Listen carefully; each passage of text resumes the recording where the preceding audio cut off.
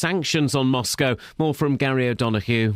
Downing Street is clearly frustrated at the lack of appetite among other EU countries for expanding sanctions. Nevertheless, David Cameron has made it clear he will press for more people to be listed for travel bans and asset freezes. But Mr Cameron wants the action to go even further, including bans on companies and possibly banks that facilitate the continuing conflict in Ukraine. Other sectors, such as energy, could form part of the discussion, though Germany, which is more dependent on gas imports from Russia, is thought to be resistant. Hospitals in Bedfordshire and Buckinghamshire are failing to meet their targets for waiting times in accident and emergency. Figures for the previous month show that too many people were waiting longer than 4 hours at Stoke Mandeville and Bedford hospitals. The United Nations Security Council has called for an immediate ceasefire in Gaza. More than 100 Palestinians, mainly civilians, died in violence yesterday. Israel says 13 of its soldiers were killed. Police in Chesham are hunting a man who sexually assaulted a woman in the early hours of yesterday morning. It happened at the junction of Lyndhurst Road and Overdale Road at around 2:30am when the woman in her 30s was pushed into a hedge and attacked. Police want to hear from a group of men who drove past in a car. Families in Stotfold in Bedfordshire are criticising a decision to keep a brand new playground closed. The playground was built by Persimmon Homes on the Trinity Manor Park housing estate, but it's yet to be signed off. Father Roy Beeson lives opposite. Why can't it be finished? It looks like it's complete. The kids get in there all the time. They're frequently opening up the fence. The developers come along and lock it back up again. We've got a child ourselves. He's just over 2 years old. He looks out the window and he can't understand why he can't go and play there.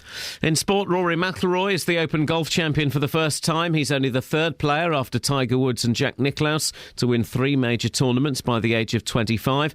And England's cricketers are facing defeat on the final day of the second test against India at Lords. England resumed this morning on 105 for 4, still needing another 214 to win.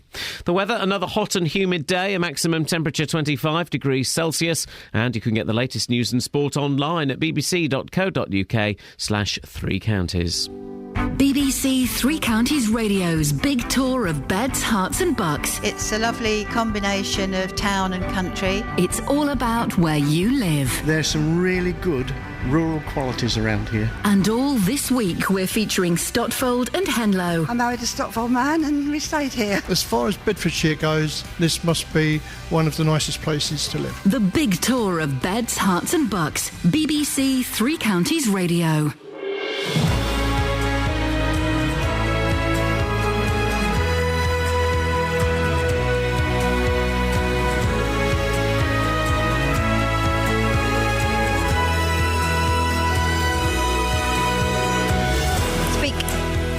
I can't.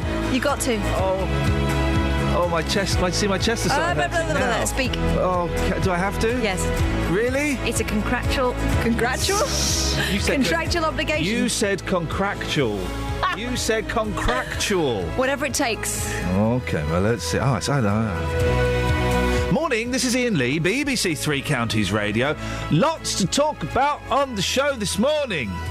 Including autism families struggling for respite, playground problems in Stotfold. Oh, and we'll catch up with Hemel traders after this weekend high street. Is that really it? Sorry, I didn't manage to finish it properly. Is that it? We'll catch up with Hemel traders. High Street Festival. There. And I haven't done that one properly either. Sorry about that, everyone. Right. Carry on. No. It's Monday. Oh, flippin' heck. Across beds, hearts and bucks. This is BBC Three Counties Radio. Let's go back to 1986 and the one that started it all.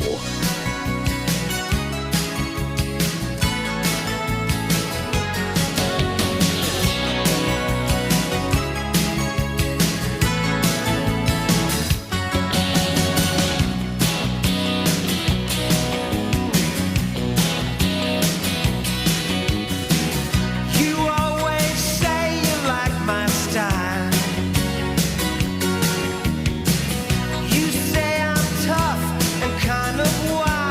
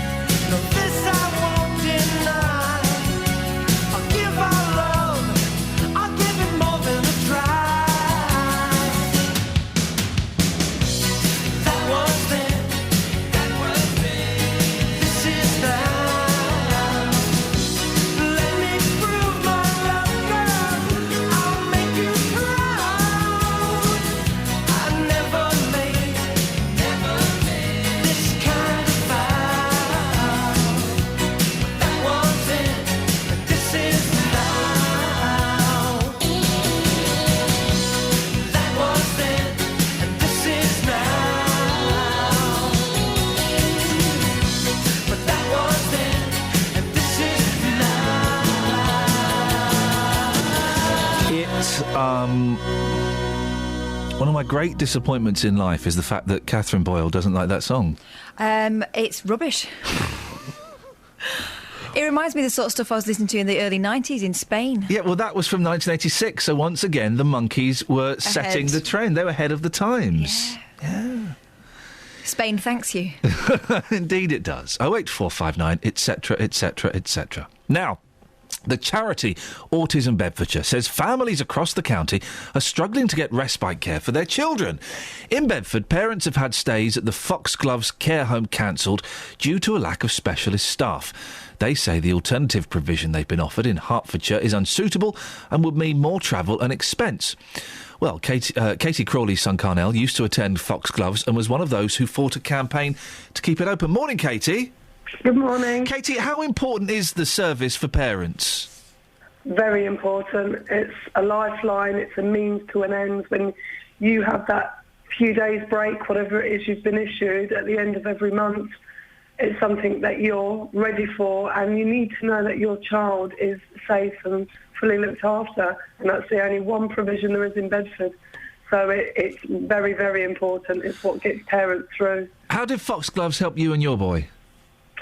My son didn't attend anywhere else with any family members or anything like that. I didn't have family members in Bedford that were able to look after him. That was a respite place. He would go 3 nights a month, and it was my lifeline because times get very, very tough, and it's your child, and you want to be, capable of looking after them, but you need that little bit of break. And it's good for them too because they get a little social life. They get to know the staff. They get to know the other children that attend there, and some of the children actually attend the schools that they go to as well, so they know them through that. And it is a little social life for them, but it's a lifeline for the parents. When you're the Carnell's care, what does that kind of involve on a daily basis for you? Start of the day, lots of medication for his epilepsy. He needs help with all personal care. He needs to be watched all the time. He can't be left unattended. He's 18, but he's more like a 4-year-old. And even some 4-year-olds would be able to manage more things than what he could. He needs help with everything. He can't make safe decisions on his own. But to look at Carnell, he looks very normal, so it's very difficult managing his behaviour in the community. People don't understand and would stare and point or look to. I've even had people he's bumped into and they've wanted to fight with him. It's a very... As they get older, it actually gets tougher. So it's constant. You don't get a moment to yourself necessarily in the day? No, unless he's at school. Yeah. He is still in higher education at present. But no, and actually at the moment he's poorly and he's not going to school today. So that means I'm not going to work either. Are there any other places, Katie, in Bedfordshire that offer this service? No. Really? No. That strikes me as incredible. That's the only service available in Bedford, unless you have help from carers from different care agencies, but you're talking a couple of hours or 6 hours maximum. It's not something where they go and stay somewhere. It's not an overnight process. So that is the only place people have to rely on. Well, then that would imply that this place is even more significant and important than perhaps I was thinking. We're told, Katie, the current problems are down to a lack of staff. If this is such a vital resource, then surely the council should be doing more to make sure it works. Right. Katie? Hello? Hello, well, we lost you for a second. Yeah. Yes, you're back. Did you press the mute button? No. Oh, OK, that's my normal trick. Go on. A little bit on the council's defence, and I would never defend them if I think they're in the wrong. I was actually invited along by another parent who does a lot for parent carer forums in Bedford to go along to an interview panel for potential staff for Foxgloves. But I think this should have been done sooner. My son left in March, and because he's an adult, he's now in adult services, and he left in March, and I know there were staffing issues then. And before then, so why they're only just doing interviews, to my knowledge, I don't know. But they are, as far as you're concerned, they are kind of stepping up to the plate now. Yeah, they had to do interviews, and it's 3 different stages, and I was invited along to the second stage. And so they are in the process of getting staff in, and I don't think there's a shortage of potential staff. A couple of the people I saw already know some of the children. They work at the special schools, or they've been involved in the play schemes, and I think if there was a post available sooner, or if it had been known to be made available sooner, then, I'm sure these posts could have been filled and parents wouldn't have been left in this situation. But it's what they did before when they were going to close it. They leave it till last minute, and then parents are here in last minute when it's already in a bad situation. Parents are already affected. One of them, I know, Annie Trespass, she's been waiting for over 6 weeks for her son to get respite. And to my knowledge, she's finally going to get some in August. At that point, when you're with a child that's got challenging behaviours, mental health issues, physical issues, and you're the only one dealing with them, by the time you get a break after 8 weeks or 9 weeks, I think it'll be by the time she gets respite, that's way too long. And she should never have been put in that situation. Katie, well, let's keep our fingers crossed that the situation improves. Thank you for your time. That's Katie Crawley, 08459 455 555. BBC Three Counties Radio. Let's get the travel. Travel news for beds, cards and bugs. BBC Three Counties Radio. A very good morning, and so far this morning a rather quiet start. Just checking on the speed sensors, the A1, the Great North Road. Do expect delays there just around the Black Cat roundabout as those major roadworks continue there. Also the M1 Luton Spur building up in patches between junction 10A for the Kidneywood roundabout and junction 10 for Luton Airport as those roadworks continue there as well. Taking a look at the M25, expect delays between junction 25 for Enfield and junction 27 the M11. There's roadworks continuing there. Also a speed restriction in place at 50 miles per hour. So far on the trains, everything seems to be running to time. Nicola Richards, BBC Three Counties Radio. Thank you very much. Thanks, Kels. Welcome. There we go, you see. If only you could see what's going on behind the scenes here at BBC Three Counties Radio. 6:16, Monday the 21st of July. That means that Ben and Ollie's milk in the fridge is good for another 4 days, you suckers. These are your headlines on BBC Three Counties Radio. A charity says autistic children are being denied respite care at a Bedford care home. Autism Bedfordshire say the problems at Foxgloves come after it was threatened with closure back in 2010. David Cameron will make a statement to MPs today about the diplomatic pressure on Russia to grant full access to the crash site of flight MH17 in Ukraine. And in sport, Rory McIlroy is the Open Golf champion for the first time after finishing 2 shots clear at Hoylake. BBC Three Counties Radio.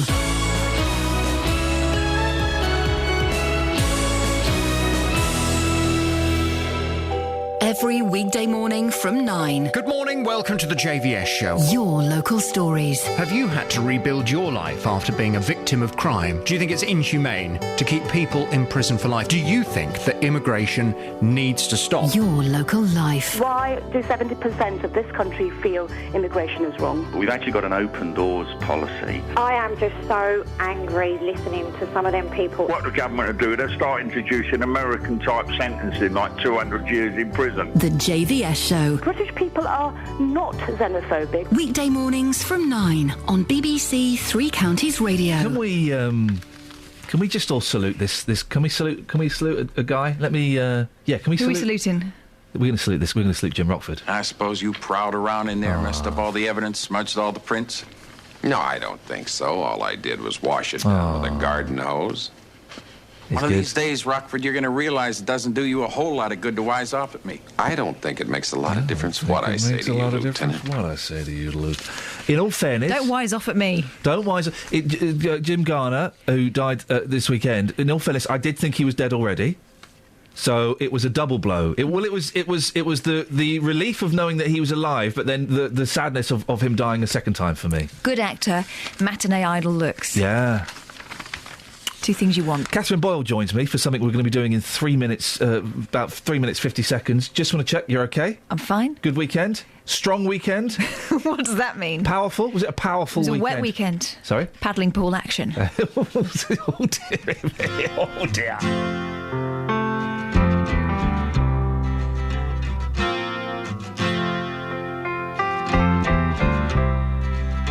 Yesterday had nothing to say.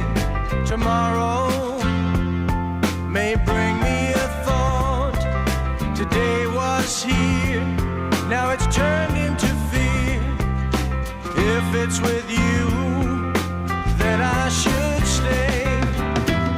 Sit and wonder why I'm leaving.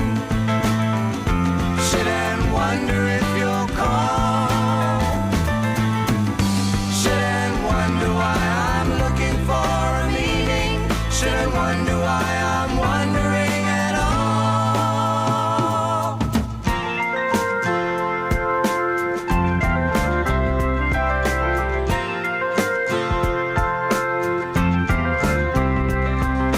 Yesterday, you gave me my way. Tomorrow, I'm gonna give you yours.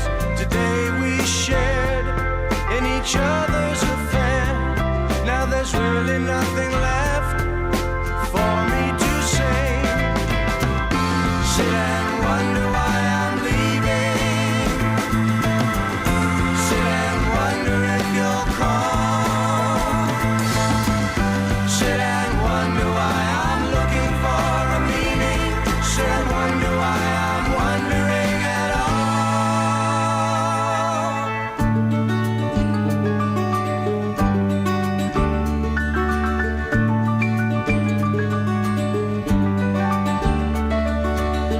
I'll have to stop myself from wandering from you and finding you a single day.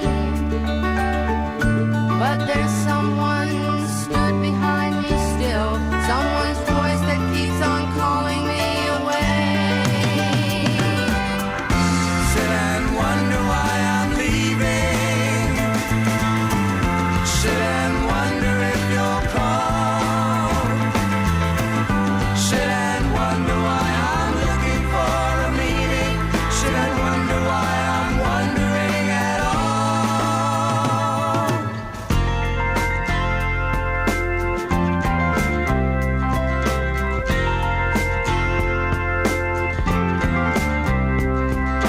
Yesterday had nothing to say. Tomorrow may bring me a thought. Today was here, now it's turned into fear. If it's with you, then I should stay. Sit and wonder why I'm leaving. Sit and wonder if you'll call. Sit and wonder why I'm looking for a meaning. Sit and wonder why I'm wondering at all. I meant the bands from BBC Introducing, of course. Get one of the... we're saying that that's a really good song. No one knows it. Dave Mason, Mama Cass. I think the Verve might have covered it. Did they? I think they might have. There was a song with the same title in our system. I need to have a little listen. Oh, let's find out if the Verve covered it. Oh, okay. Let's find I bet they made it sound really jolly. Yeah, what? Right, now, Catherine, you're in the studio. Yeah. Sure, are you ready for this? I'm braced. Let's do it. This week, the big tour is in Stopfold, where parents are having to explain why their brand new playground is still out of bounds. It was built by the developers behind the Trinity Manor Park housing estate, but it's yet to be signed off.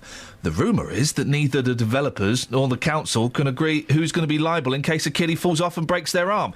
You've been having a look at this one. This is weird. It's a really odd one, although maybe it shouldn't be, because quite often developers are given permission to build estates on the proviso that they put something in for the community. Yeah. This playground was one such deal. It was built by Persimmon Homes as part of the agreement with Central Bedfordshire Council to fund community projects on the estate. And Persimmon Homes built the playground. It's been ready since March, but people just aren't allowed to use it. It's been boarded up. So even though it looks ready with shiny new swings and equipment, people are having to drag their children past it, which must be torture. It's summer! I want to go and play on the swings, Mummy. No, you can't. Well, it's summer. This is it. I mean, if it was me, I'd be avoiding the area so I wouldn't have to deal with it every single time. It's even worse for these people. They live bang opposite. Why can't it be finished? It looks like it's complete. The kids get in there all the time. They're frequently opening up the fence. The developers come along and lock it back up again. Currently, they've lifted the fence up just in the far distance there, and you can see muddy footprints coming past our house here from some kids that have been playing in there in the rain. We've got a child ourselves. He's just over 2 years old. He looks out the window and he can't understand why he can't go and play there. It seems unprofessional. It seems incomplete. And we've seen some of the town council people come around. We assume they're town councillors. We've seen them with their high-vis jackets on, standing there pointing, but nothing ever seems to get done about it. Probably October, November last year, they put the fencing up to start the work. They did the prep work before Christmas, started putting the playground bit in just after. The playground area has now been ready effectively since April, and there's no sign of it opening. I'd like to see it open for the children so that they can play on it. We're getting to the school summer holidays. What better way for parents to be able to bring their children and play on the play area that's been built for them? It's a waste of money at the moment, just sitting there doing nothing. You talk to Persimmon, you don't get any answers, so nobody knows. Nobody says what the reasons are. I presume it's to do with health and safety certificates, but who knows? Well, of course, the parents are affected by this, the kids are affected by this, but also where are teenagers going to smoke and drink alcohol? Come on, guys. I'm joking, of course.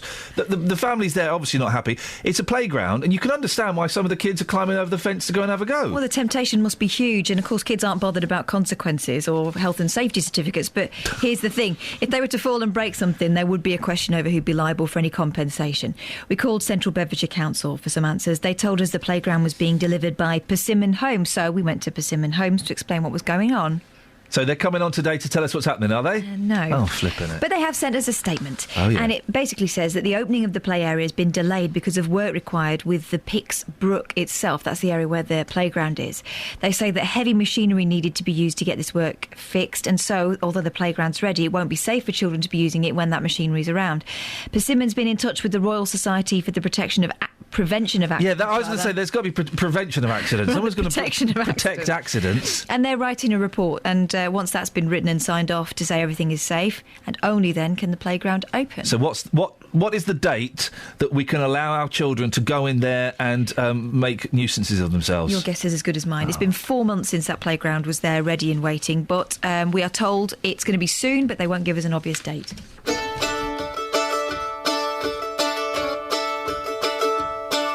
I took a stroll on the old long walk of the day. I met a little girl and we stopped to talk of a fine soft day. And I asked your friend, what's a fella to do?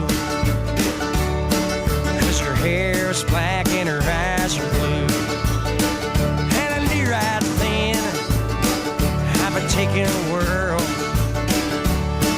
around a Salt Hill prom with a Galway girl.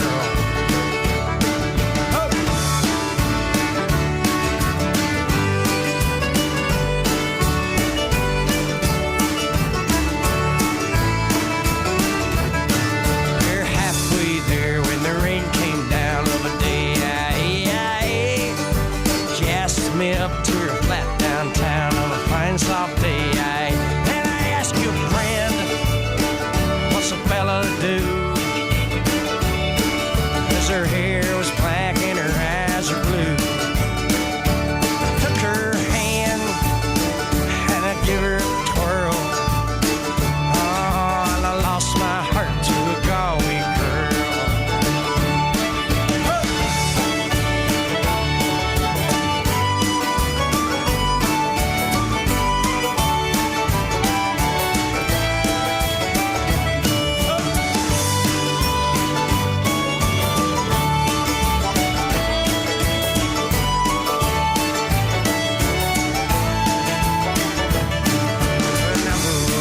I was all alone with a broken heart and a ticket home. And I ask you now, tell me what would you do if her hair's black and her eyes are blue? 'Cause I've traveled around, I've been all over this world. Boys, I ain't never seen nothing like a Galway girl.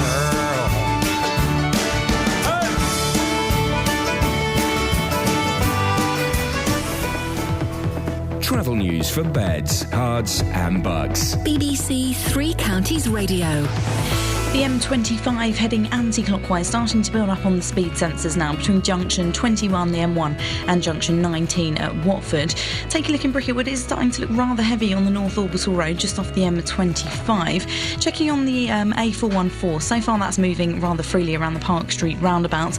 Do expect delays though on the M1 Luton Spur between junction 10A for the Kidneywood roundabout and junction 10 for Luton Airport. So far on the trains, everything's running well and no problems to report. Nicola Richards, BBC Three Counties Radio. Across beds, hearts and bugs. This is BBC Three Counties Radio.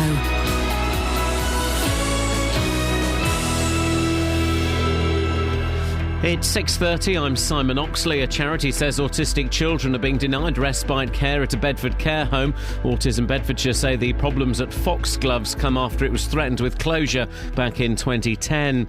David Cameron will make a statement to MPs today about the diplomatic pressure on Russia to grant full access to the crash site of flight MH17 in Ukraine.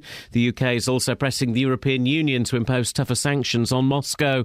And hospitals in Bedfordshire and Buckinghamshire are failing to meet their targets for waiting times in accident and emergency.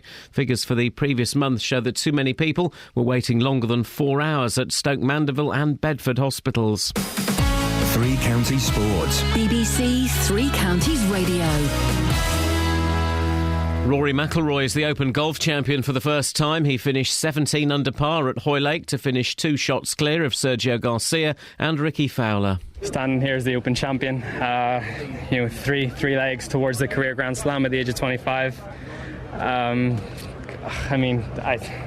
had a good feeling about this week. I felt like I was, playing well and coming in good form, but today was a tough day. I needed to play well. I needed to keep it together. A lot of the guys behind me shot really good scores, and I scripted in 71, but it was good enough.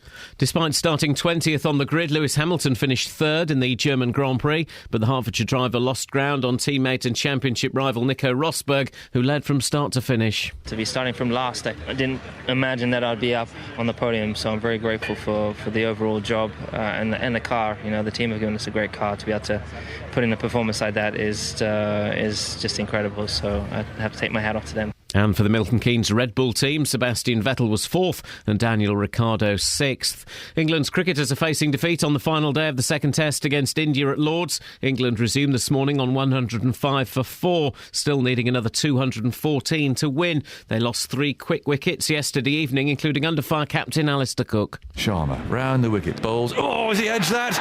I think he has. Cook is out. And Sharma takes another wicket, and Alistair Cook is out for 22. And in football, a goal from Mark Cullen and a Jake Howells penalty gave Luton a 2-0 win at Barnet in yesterday's pre-season friendly. BBC Three Counties News and Sport. The next full bulletin is at 7. Across beds, hearts and bucks. This is Iain Lee. BBC Three Counties Radio. Morning! Morning, Catherine. Hiya. You've got a grin on your face. Yeah. Why? Can't tell you. Remember? Yeah, it's a secret. It's a secret.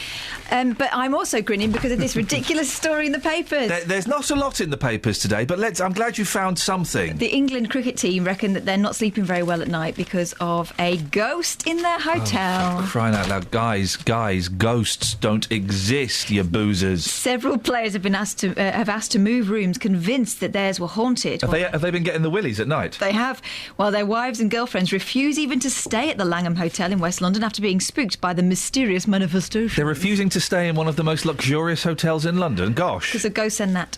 Up to 7 ghosts are claimed to stalk the hotel, including... Hang on. Oh, sorry. You're going to get those. There are facts coming up out there. Facts. The fact is they're claimed to stalk the hotel. A doctor who killed himself after murdering his wife on honeymoon. I don't know why I'm laughing at that. That's horrific. That's nasty. That is nasty. And a German prince who committed suicide by leaping off a balcony just before the First World War. The Langham, where a standard double room costs around £300 a night. Yeah. That's why they can't sleep. Yeah, no, exactly. They're doing the maths. But fair play, it's cheaper than the place over the road from here. So how many ghosts do you get there? How many ghoulies? You don't get any ghoulies. The England team's based during the London Test matches. The players are staying there while they play India at Lord's Cricket Ground. They all live nearby, don't they? Yeah. Stay in a travel tavern. Out there with special power. Okay, that's Justin Dealey. Justin Dealey will be all over this. He will be all over this with guys. Ghosts do not exist. They don't. I wish they did. Wouldn't it be awesome? Hey, how does a bat detector work? I thought they were mythological. A bat detector? A bat detector. My boy went on a special mission with his granddad at the weekend, which meant they went camping at Clifton House. Oh, it's beautiful there. Yeah, very nice. Went camping at Clifton House, and then they went on, like, nature walks, sort of through the early evening, and then they cooked their supper on a fire, and all of this stuff. It sounds marvellous. I don't quite know why I wasn't invited. And the ranger, the park ranger, had a bat detector. Well, excuse me, that sounds like nonsense to me. It's a sonic thing, surely? Continue. All right, so they emit a frequency, don't they, to be able to tell if they're going to bounce into something? Right, bats so you're talking bats about, go, yeah, they sort of go... That's what it sounds like to us. That's a dolphin. But it's like, no, dolphins... Oh, you can do a dolphin noise as well. Well, you know, I practice these things. Lonely afternoons. Yes. Myself. Anyway, so, so that... Yeah. will be picked up at a very high frequency by a bat detector. I don't believe that. What's the problem? What's your beef? I don't believe that. Let's ask our science correspondent, Kelly Betts. Kelly Betts, how does a bat detector work, if at all? Don't you just see the bat? And then you say, yeah, there's a bat. OK, she really... We just really confusing that with a bat detective. We need to talk about her being the science correspondent. I told you it was a bad idea, and yet you still went ahead and made it so. Oh. Got some... where's the front page of The Sun? The front page of The Sun is a good one. What I'm saying is, you've got the front page of The Sun. Haven't. Can I have it? Well, don't throw all the papers at me then and then moan. No, I gave it to you. No, you luzzed them at me. Oh, I've got it. As is your wont. I'll luzz something at you. This is tough talking here. There was tough talking from Clegg this weekend about Putin. Saturday Kitchen. Yeah, right. He's on Saturday Kitchen. And the front page of The Sun. David Cameron personally issued a dramatic 24-hour ultimatum to Vladimir Putin last night over flight MH17. The tense call to the Russian leader came as it emerged the Kremlin told rebel fighters to seize the plane's black box flight recorders. Let's just reiterate this.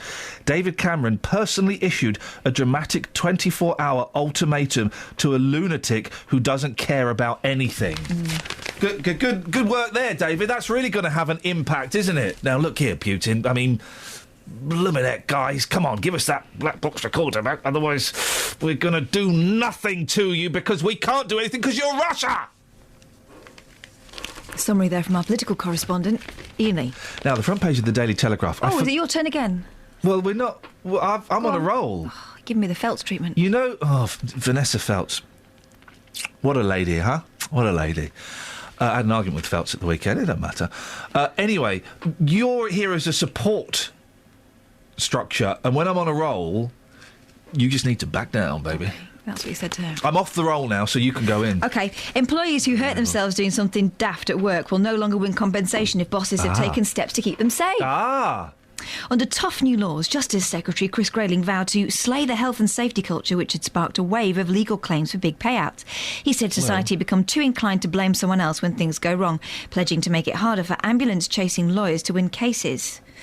OK, so how is he going to do that? Because health and safety, the very heart of health and safety is good. But can you hear my chair? Yeah, I hope that is your chair. I'm saying it's my chair. The core of health and safety is good because it protects people. It makes them healthy and safe. This chair's annoying me now. Healthy and safe. OK, do you want to change it? It's like that joke, isn't it, about the man who's having dinner, and the punchline is, Rover, get out of there before he does something else on you. Do you know that joke? Yeah. Good one. Norfolk policewoman Kelly Jones threatened to sue a garage boss last year after tripping over a 6-inch curb while responding to a call. She backed down after a public outcry and criticism from her chief constable. So what they're planning to do, in response to your question, Iain, and your continual creaking, Mr Grayling's social action, responsibility and heroism bill will be debated by MPs today. He's determined to turn the tide on the compensation culture. How? Let me just look. It's going on and on, mate. Common sense. OK. The front page. OK, the front page of the Telegraph on Friday, and I forgot to say, it was all made-up stories. Every story was made up and was of no consequence whatsoever. But how so? Well, I can't remember. Oh, well, thanks for making that up. Well, no, I've not made it up, that's true, and I can't be bothered to send one of you upstairs to get it for me. So, they've learnt... That's how it works around here, doesn't it? They've learnt from their mistakes, and they've only put one made-up story on the front page. And what's that, today. Then? So you say. OK, well, tell me if this story is made up or not, right? Front page by Bryony Gordon. You think someone called Bryony, is that a girl's name? Yes. Would know better. Stone's Hot Stuff is a box set. Ooh, intriguing. Picture of Mick Jagger and the one who's not really Ronnie Wood. This is the front page of The Telegraph, guys.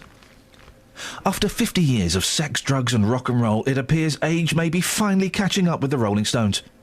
Ronnie Wood, the band's guitarist, has admitted to spending his evenings completing jigsaws and watching box sets of television series. Oh. We're on above suspicion at the moment. Last one tonight, he told the Daily Telegraph. We watch loads of box sets on the road. And he's a bit growly, isn't it? We watch loads of box sets on the road. Even with Jagger, I go, let's go and watch House of Cards. Wow. Would also... What was that? Ronnie Wood was rude to me as well. Was he? Yeah. Like that? Would also... you're rubbish. We watch loads of box sets on the road. Even with Jagger, I go, let's go and watch House of Cards.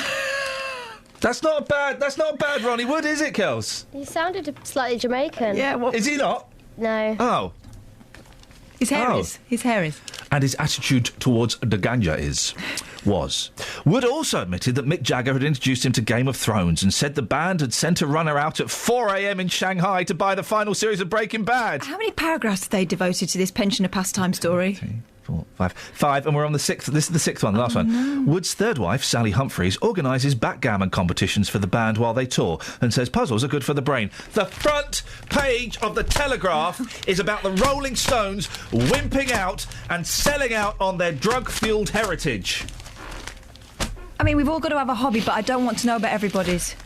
08459 455 555 if you're as disgusted as I am with the Daily Telegraph and indeed with the Ronnie Wood. Should we play a song? Yeah. Chaka chaka chaka chaka Khan, Chaka Khan, Chaka Khan, Chaka Khan, Chaka Khan. Let me rock it, Chaka Khan. Let me rock it, that's all I wanna do. Chaka Khan, let me rock it, Chaka Khan. Let me rock it, cause I feel for you. Chaka Khan, what you tell me what you wanna do? Do you feel for me the way I feel for you? Chaka Khan, let me tell you what I wanna do. I wanna love you, wanna hug you, wanna squeeze you too. And let me take it in my arms, let me feel you with my charm, Chaka. Cause you know that I'm the one to keep you warm, Chaka. I make it more than just a physical dream. I wanna rock you, Chaka, baby, cause you make me wanna scream. Let me rock it, rock it.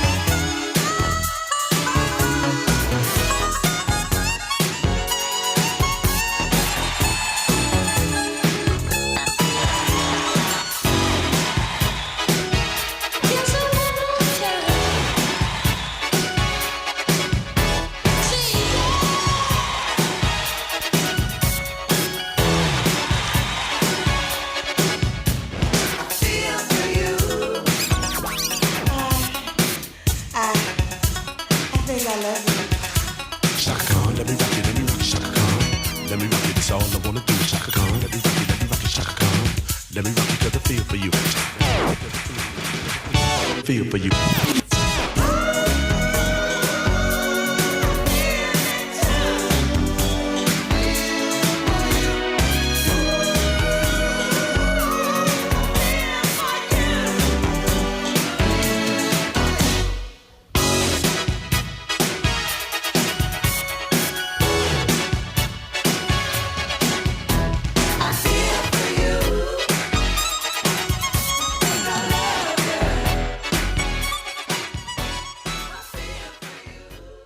We'll end up arguing, so I'm not going to recommend. And so you're going to deprive me of the chance to decide for myself? No, you won't like them as a band, so I'm not even going to bother. Coming up in the apparently one of our listeners, Scott Balcony, his wife's mum's great auntie is Ronnie Wood's mum. There we go. Coming up in the last 15 minutes of this hour, Catherine Boyle will be doing the full wrap from Neneh Cherry's Buffalo Stance, and I'll be going through a list of celebrities I've either had arguments with or don't like for personal reasons. Travel news for beds, cards and bugs. BBC Three Counties Radio. Building up in patches at the moment on the Great North Road, just at the Black Cat roundabout, approaching those major roadworks there. The M25 heading anti-clockwise, rather slow moving on the speed sensors between junction 21, the M1, and junction 19 at Watford. And in Bricketwood, rather heavy moving on the North Orbital Road, just off the M25. And so far, the M25 between junction 25 for Enfield and junction 27, the M11, it's also building up in patches as well. There's some roadworks taking place there, causing a few delays. On the trains, there's no reported problems or delays. Nicola Richards, BBC Three Counties Radio. Thank you very much, Nicola. 6:46, it's Monday, the 21st of July. I'm Iain Lee. These are your headlines, and boy, oh boy, doesn't Kelly Betts look bored. A charity says autistic children are being denied respite care at a Bedford care home. Autism Bedfordshire say the problems at Foxgloves come after it was threatened with closure back in 2010. David Cameron will make a statement to MPs today about the diplomatic pressure on Russia to grant full access to the crash site of flight MH17 in Ukraine. And in sport, Rory McIlroy is the Open Golf champion for the first time after finishing... Let's get the weather. Here's Georgina. Beds, Herts and Bucks weather. BBC Three Counties Radio.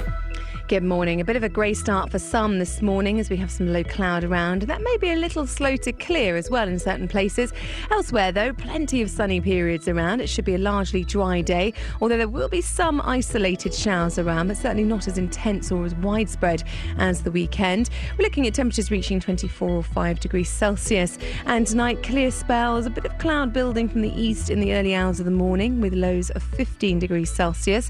And tomorrow, a cloudy start for some, mainly sort of in more eastern parts, and again holding on to that low cloud for much of the day in certain areas. However, elsewhere, looking at long sunny periods, highs of 24 or 5 degrees Celsius, and then on Wednesday a few showers around, but still some sunny spells. Thursday, though, looking like another one of those hot and humid days with a risk of showers, which could be quite thundery as well, and then back to just normal showers on Friday. And that's your latest forecast. Nick Coffer, across Beds, Herts and Bucks. I'm at Bletchley Park today for a very, very important special occasion. For me, being out of the studio is about putting faces to names and bringing to life all that's brilliant about Beds, Herts and Bucks. If you know the high street here and you've never seen what goes on behind you really should, because it's like a whole new world. Nick Coffer. I think for my listeners, they get a chance to hear about places they may never have visited. In fact, they may never have heard of. And also, they hear the stories from the people that bring those places to life. That is one of the mysteries of Abbots Langley Fire Brigade. Nick Coffer, across Beds, Herts and Bucks, on BBC Three Counties Radio. How did they manage to catch a ghost and record it? That's one of the great mysteries. Woke out and about. 1, 2, 3, hit it! What? Huh? No, okay. 1, 2, 3, hit it! Sorry? I thought you were going to do the rap from Neneh Cherry, the Buffalo Stance. No one wants that from Raw Like Sushi. Yeah, hang on a second. Buffalo Stance. Steve? Yeah, morning. Morning, Steve. Do you want to hear Catherine do the rap from Neneh Cherry? Not really, no. Sorry? See? Not really. Why? It doesn't suit them. Doesn't suit them? No, it doesn't suit her. Why? I can't say, because we get into another argument. Oh, Steve. What? Shall I say it for you? Go on then. Is it because she's white? Yeah, that's it. There you go. White people can rap. Have you never heard of Vanilla Ice? It doesn't. Yeah. What about Snow? It doesn't seem right. What do you mean? Hang on a minute. What do you mean it doesn't seem right? It doesn't fit. Well, it just doesn't. Listen, that's my opinion. You won't change my opinion. Hang on a second. Let's go back in time, right? The Rolling Stones, who we were talking about earlier on, they did black, in inverted commas, black people's music. Does that seem right? I don't know. I've not really listened to it. Okay. Elvis Presley stole, many say, in inverted commas, black people's music. Is that all right? I don't know. Obviously, it must have been all right. He made a lot of money out of it. Right. Well, so hang on a second. Why can't white people rap? Some people can, some people can't, and it just doesn't suit. And It's when you like say me singing. If you want to hear me sing, you wouldn't want to. I'll break all the windows. But you're saying some people can rap, some people can't rap. I'm assuming the first sum in the first sum is black people. The second sum in that sentence is white people. Yeah. Fair play. Anyway, Have you heard the wham if rap? if you want to treat people the same, you don't need black and you don't need white. You do it on what they're good at, don't you? Why do we need to use white and black to identify Because people? it's an easy way to identify people. Don't wriggle out of it that way. You're saying if we want to be equal, why can't white people rap and black people sing? I don't know. What's the whitest music? Opera. Yeah, well, no one says that, do they? They don't say, "Oh, that white man over there," do they? Everyone says black man, but everyone don't say that. We never say white man. We just say the person who's 5'8" or whatever he is. Well, no. If we're using it to describe them, we would say it's a white can we get off this subject? Well, I'm kind of not sure I want to because I'm quite enjoying this racist bants at 10 to 7 in the morning. There's nothing wrong with looking after your own race. Oh, there we go, Steve. There we go. Here we go. Hey, a Florida jury has slammed the R.J. Reynolds Tobacco Company, the number 2 cigarette maker in the US, with a $23.6 billion lawsuit, punitive damages. What? Yeah, filed by the widow of a long-time smoker who died of lung cancer in 1996. Kablam! They've been hit with that. The case is one of thousands filed in Florida after the state Supreme Court tossed out a $145 billion class action verdict. So hang on a second. So this woman whose husband died because of cigarettes, suing them for $1 billion. Oh, is suing them or has got it? They've slammed them with one. Hang on a minute. What does that mean? It's a lawsuit, so she's trying it on. Oh, well, hang on a sec. Well, that's not a story. Hang on. Cynthia Robinson won $16.8 million in compensatory damages in addition to the $23.6 billion in punitive damages. So someone's won one. Yeah. So hang on a minute. Okay. The damages a Pensacola jury awarded on Friday to Cynthia Robinson after a 4-week trial come in addition to a $16.8 million amount how in compensatory much damages. money has she won? Loads. Right. All because her husband smoked loads. So if you love your wife, take one for the team. But why would... I don't understand it. Why would... People know that smoking is bad for them, so why would you sue... Why should the company have to pay out? I mean, listen, I'm not a fan of smoking, but if people want to smoke, then, and then they die, well, hey, guess what? That's possibly going to happen.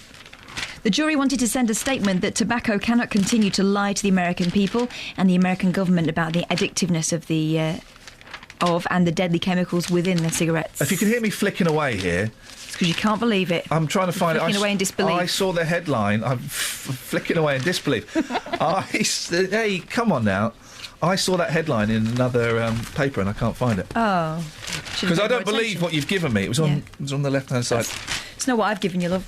1, 2, 3, hit it! You say you wanted money, but you know it's never funny when your shoes won't do and there's a rumble in your tummy. So you have to have style and you go through God with a girl on the corner so you can make a pile. Committed a crime and went inside. It was coming your way, but you had to survive. When you lost your pay, you lost your way, and now you're looking at me to take her place. Gigolo, hot sucker. There you go, that'll do. So I was doing that really loud in the kitchen and I thought my daughter's coming in to give me some props. She just came in to shut the door. Now, I think we've completely just disproved Steve's nonsense that white people can't rap. I don't know about that. Well, what a load of old rubbish. What a load of old rubbish. The Little Mix can rap, can't they? Steve, you really have embarrassed yourself this morning. More so than usual. And then with that nonsense at the end, if anyone was offended, well, just it's good to know that people like that are out there. So... Yeah. Ronnie Wood. Mm-hmm. Vanessa Feltz. Yes, they're all on your list. Daniel Bedingfield. Oh. Yeah, Daniel Bedingfield. The inoffensive bedroom mixer, Daniel Bedingfield. Yeah, him. King of the list, Bez. Oh. Bez is king of the list, Kelly. He's king of the list. Oh, it's Justin Dealey. That's Justin Dealey. He's heading towards the list. Who else? I mean, that's only 4. There's loads more on the list of people that I have fallen out with. All of those are pretty much face to face. Ronnie Wood I didn't have an argument with, but he was. All the others I've had arguments with. I have a number of people from local newsrooms on my list. Go on. I can't say. Oxley? Is Oxley on the list? I'm not big like you. I can't. No, not this local newsroom. Oxley's on the list, isn't There was one woman, on our list. There was one woman who stitched me up when I was on work experience. Really? Yeah, list. It's a long list. What happened with Oxley? What happened with Oxley? I don't know. Nothing happened. What have you heard? Well, I'm just... That is not true. That never... You've obviously got beef with Oxley. What is your beef with the Ox? It was a long time ago. Wow.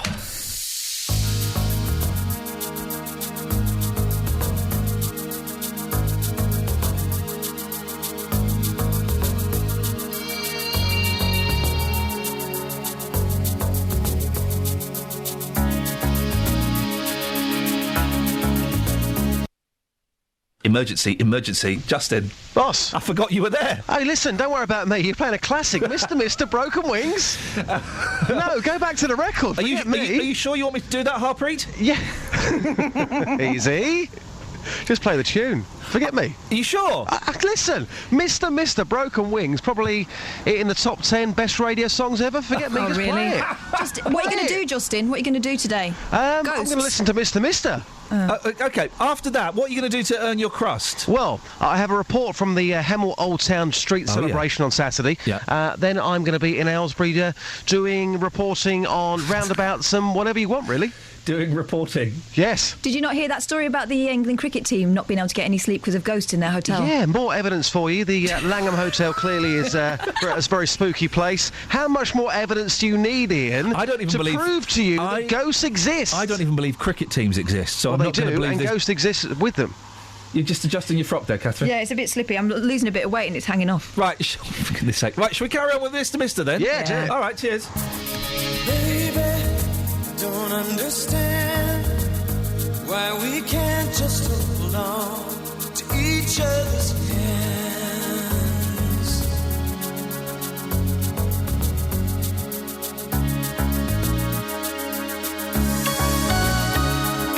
This time might be the last I fear, unless I make it all too clear. I need you so.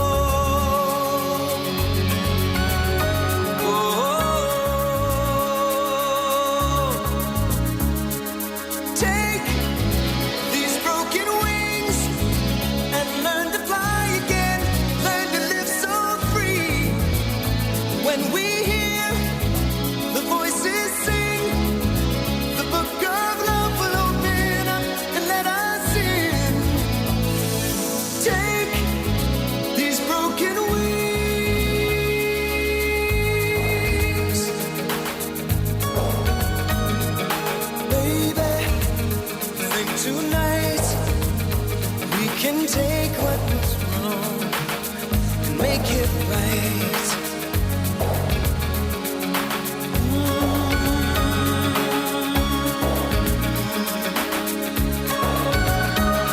Baby, it's all I know, that you're half of the flesh and blood that makes me whole.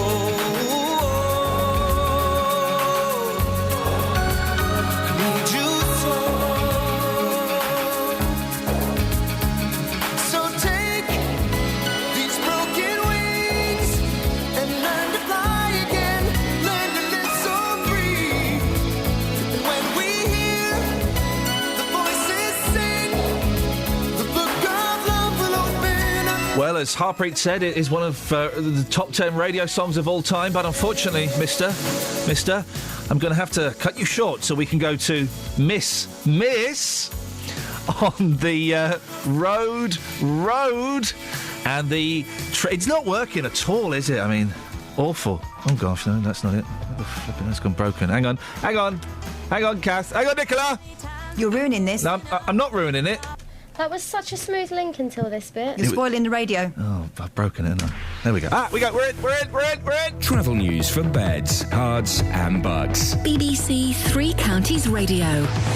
The M25 heading anti-clockwise, rather heavy moving at the moment between junction 21, the M1, and junction 19 at Watford. Very heavy as well on the North Orbital Road at the moment, just off the M25. And it is queuing on the A1 heading southbound, just at Stirling Corner. So far, taking a look at the trains, everything seems to be running to time so far this morning. Nicola Richards, BBC Three Counties Radio. Thank you very much. OK, so what have we got for you to call in about this morning? Can I see that photo, please? Local and vocal across beds, hearts and bucks. This is BBC Three Counties Radio.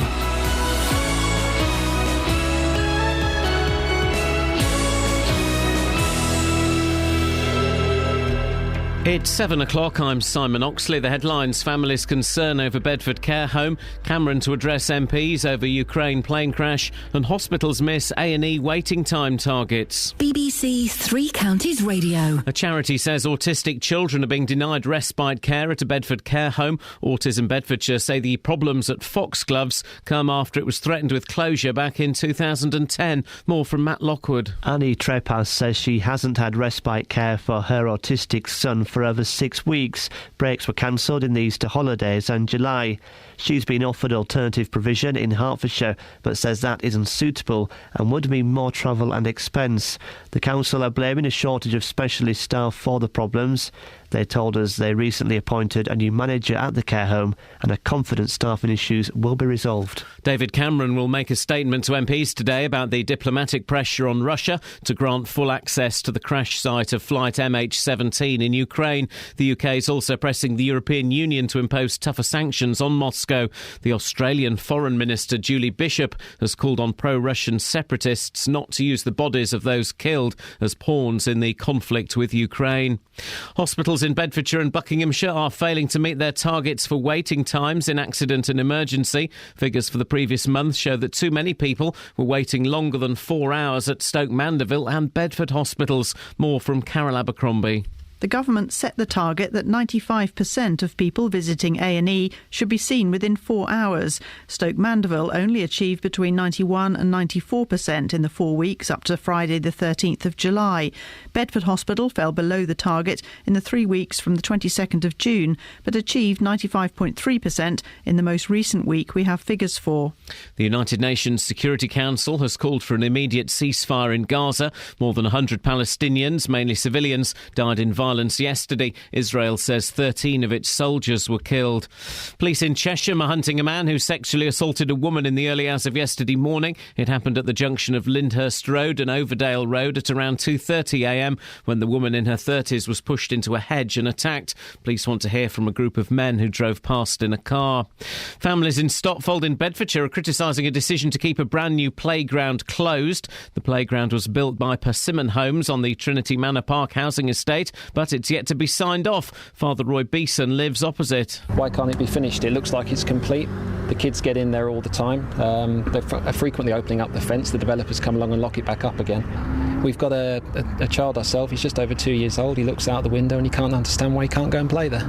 In sport, Rory McIlroy is the Open Golf champion for the first time. He's only the third player after Tiger Woods and Jack Nicklaus to win 3 major tournaments by the age of 25. The weather, another hot and humid day, a maximum temperature 25 degrees Celsius, and you can get the latest news and sport online at bbc.co.uk/3 counties.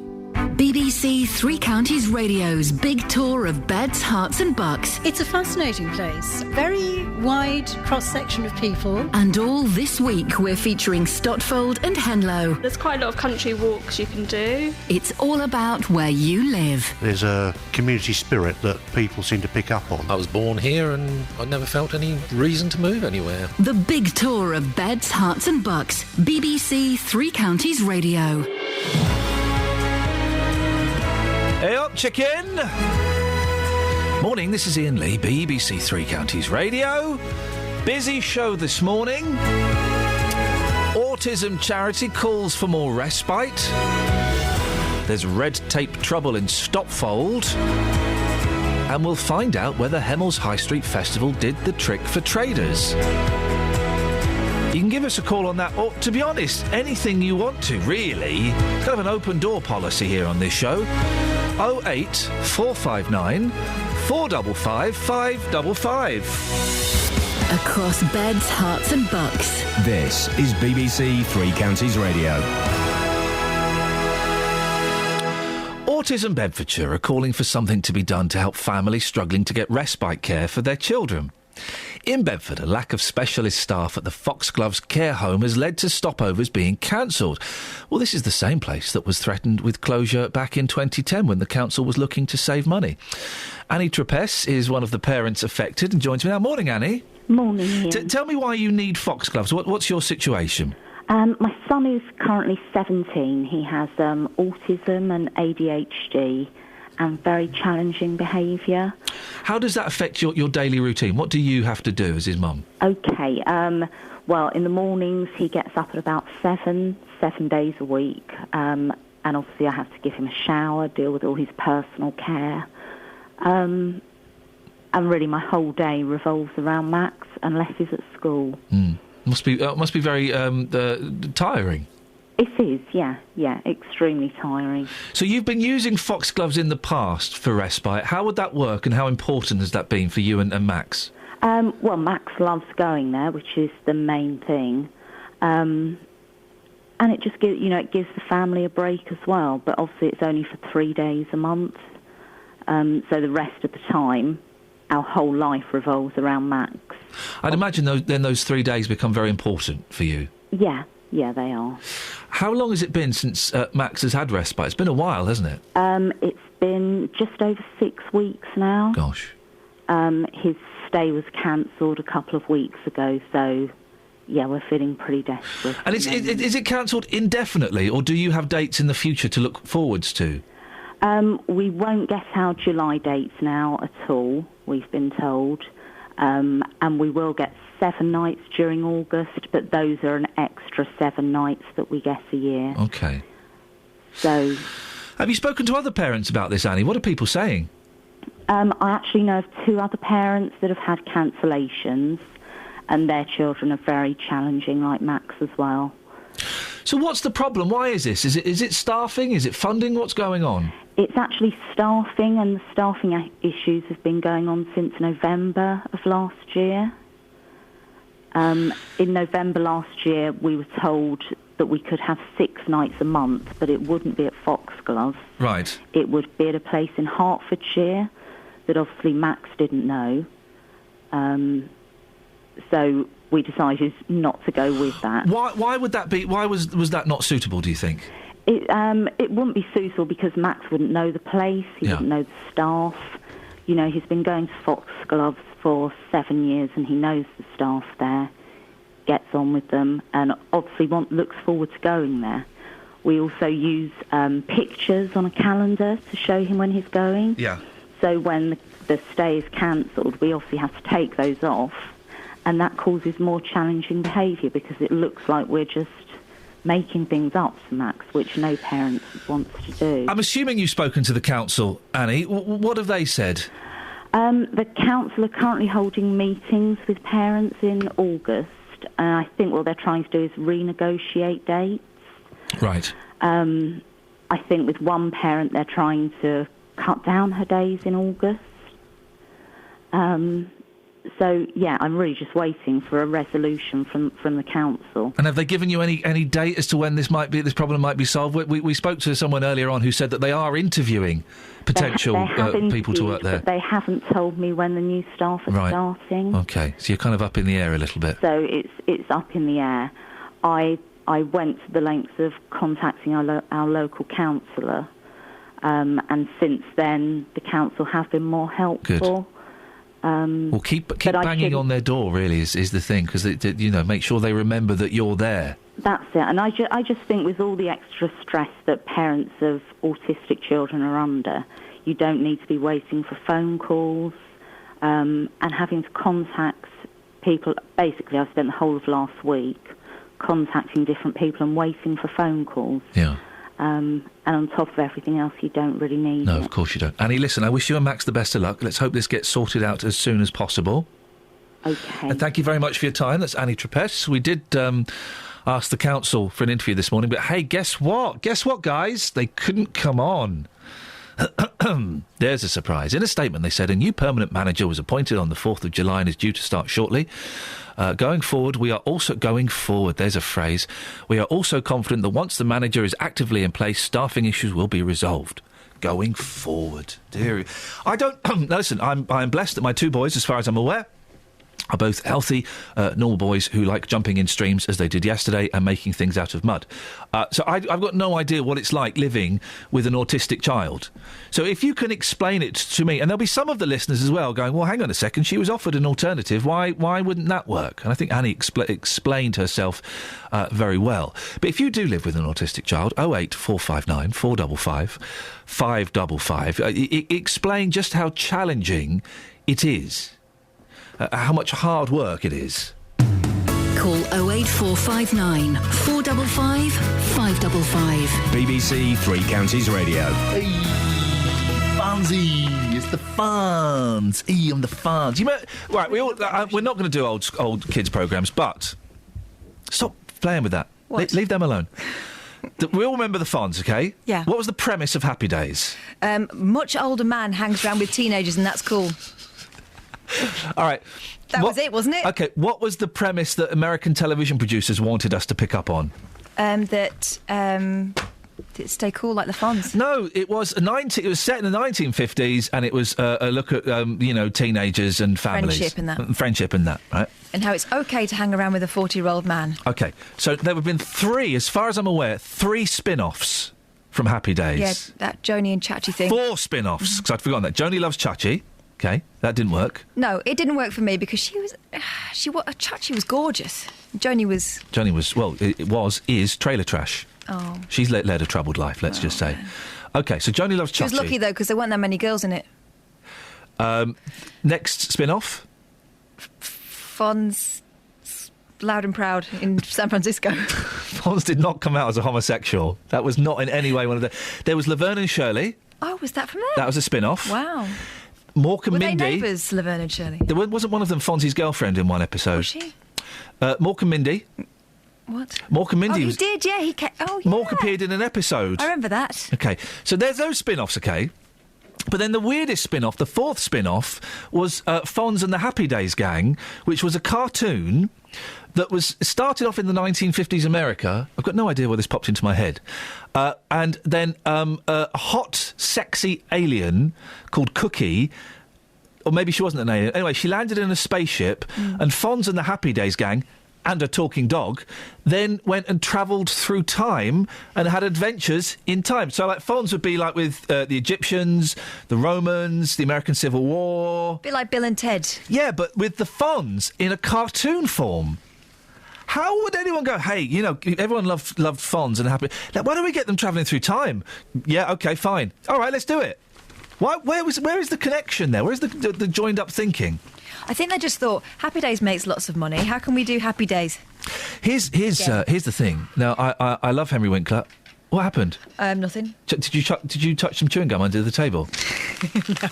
What did you touch? Nothing. Well, you touched something you didn't... over it. You touched something you didn't want to touch? Yeah. What? Bit of spillage. From where? Coffee. Oh, OK. Well, it could have been worse. I did the mum thing of wiping it off with my hand and then immediately regretted it. Go on. I've completely lost my TOT now. Henry. I've lost my tot because of you. Henry Winkler. Happy Days wasn't very funny. No. But there was not an awful lot else back then, so it was OK. Yeah. But we're not talking about that. What are we talking about? Talking about... Hello, Kels. Hello, Kels. It's kind of it's a Monday show today, which is appropriate, what with it being... What day is it, Kels? Monday. Thank you. So, we're kind of just easing ourselves into the week a little bit. Slowly, gently, not too fast. Slowly, catchy monkey. What does that mean? Just means creep up. On a monkey? Mm-hmm. Why would you do that? Who wants to catch a monkey? Well, like, we all want a monkey, but I don't want to catch one. But the thing is, when you get the monkey, you've got to think about what happens after then, because, Michael Jackson found that Although it wasn't a monkey, it was an ape. But it went a bit feral. Listen, can we just stop this nonsense, right? Orangutans, spider monkeys, apes, gorillas, they're all monkeys. No, they've got no tail. No, I'm not buying that. That is complete bullshine. They are all... If it looks like a monkey, if it smells like a monkey, if it chucks its feces at you like a monkey, it's a monkey. All this... it's like the whole thing of tomatoes are fruit. No, it's not. It's a vegetable. We know it's a vegetable. Oh, no, it's a fruit. It's not. Oh, and what is a banana? Kelly, here's something for you, Kelly. What's a banana? It's yellow and you peel it. Yeah, but what is it? Fruit. No, it's not. It's a herb. It's a herb. No, it's not a herb. It's a banana. No one sprinkles... Oh, can you get me some dried ground banana? Who decides that it's a herb? Yeah, exactly. Because it's cheeses. From a tree. Because it fits certain biological categories, No, OK? So I'm sorry it doesn't fit in with your taste-based... A banana is a fruit, right? You go up to anyone, is it, apart from some idiot, who'll go, oh, it's a herb. And did you know a tomato is a fruit? No, they're not. Tomatoes are vegetables, bananas are fruits, and all things that climb trees with their hands that look like monkeys are monkeys, and anyone who says otherwise doesn't even deserve... Yeah. They don't even deserve... Yeah, you are saying this out loud. I am saying this out loud, and I mean it. They don't deserve to be alive. Oh, I've said it. If you think a gorilla is not a monkey, then shame on you. Go and jump off a cliff. If you think a banana is a herb, then disappear up your own backside. And if you think a tomato is a fruit, then you're certainly not the kind of person I'd like to live next door to. 08459 455 555. Travel news for beds, cards and bugs. BBC Three Counties Radio. Queuing now on the A1, the Great North Road, heading southbound at the Black Cat roundabouts. Also the M1 on the sensors looking very slow between the Toddington services and Junction 7 for Hemel Hempstead. The A1M's looking rather slow as well on the sensors between Junction 8 and Junction 7 for Stevenage. The M25 heading anti-clockwise, very heavy at the moment between Junction 21, the M1, and Junction 19 at Watford. Also rather heavy heading anti-clockwise between Junction 17 at Maple Cross and Junction 15, the M4. The A1's also queuing just at Stirling Corner. On the trains, not seeing any problems or delays. Nicola Richards, BBC Three Counties Radio. Thanks very much. 7:16, it's Monday the 21st of July. I'm Iain Lee. These are your headlines on BBC Three Counties Radio. A charity says autistic children are being denied respite care at a Bedford care home. Autism Bedfordshire say the problems at Foxgloves comes after it was threatened with closure back in 2010. David Cameron will make a statement to MPs today about the diplomatic pressure on Russia to grant full access to the crash site of flight MH17 in Ukraine. And the chief executive of Hertfordshire-based Tesco, Philip Clark, is to step down in October, the company has announced this morning. And if you think a banana is a herb, well then shame on you. BBC Three Counties Radio.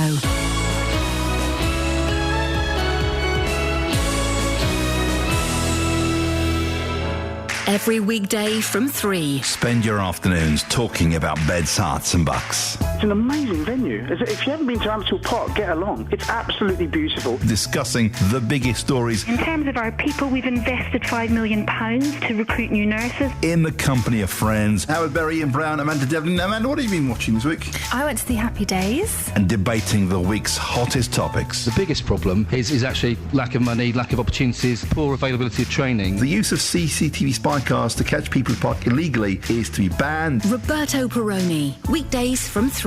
BBC Three Counties Radio.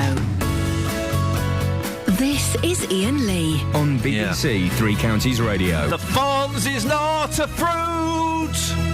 Hang on. Tomatoes are not a fruit. That's what we've established in the last 15 minutes of the show. I thought... Yes, Kelly. That if it grew on trees, fruit... grew from the ground, veg. No, it's about where the seeds are. Yeah, it's about where the seeds are. If it's in my fruit bowl, fruit. If it's in the fridge, veg. There you go, sorted. Thanks very much. If it's in a salad, veg. If it's in a fruit salad, it's fruit. Thank you. I'm right, aren't I, Dave? Oh, yeah? I don't know. Well, have a listen to this. What is a banana? Well, I thought it was a fruit. Well, it's not. It's a herb. Oh, is it? Yeah, but it's a fruit. Oh, yeah, well, that's what I said. Well, exactly, but you're wrong.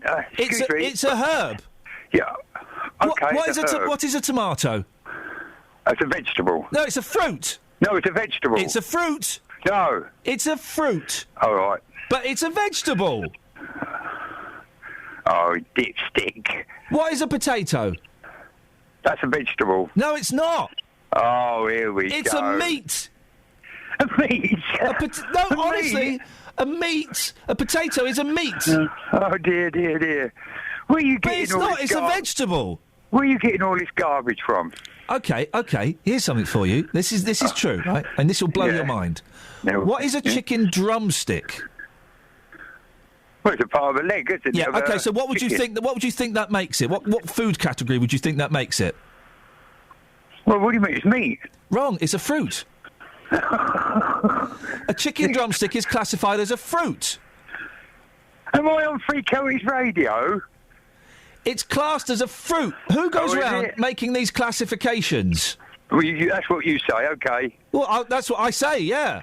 I know more than you, Dave Luton, as we've proved many times. No, you had to apologise to me twice, haven't you? What for? Yes. On the past. No, mate, you made that up. Yeah, remote control, where you got record button, remember? Didn't have to apologise for that. I was just doing that to keep you. You rung me back up and apologise. I'm not talking. The second apology, Dave. Pardon?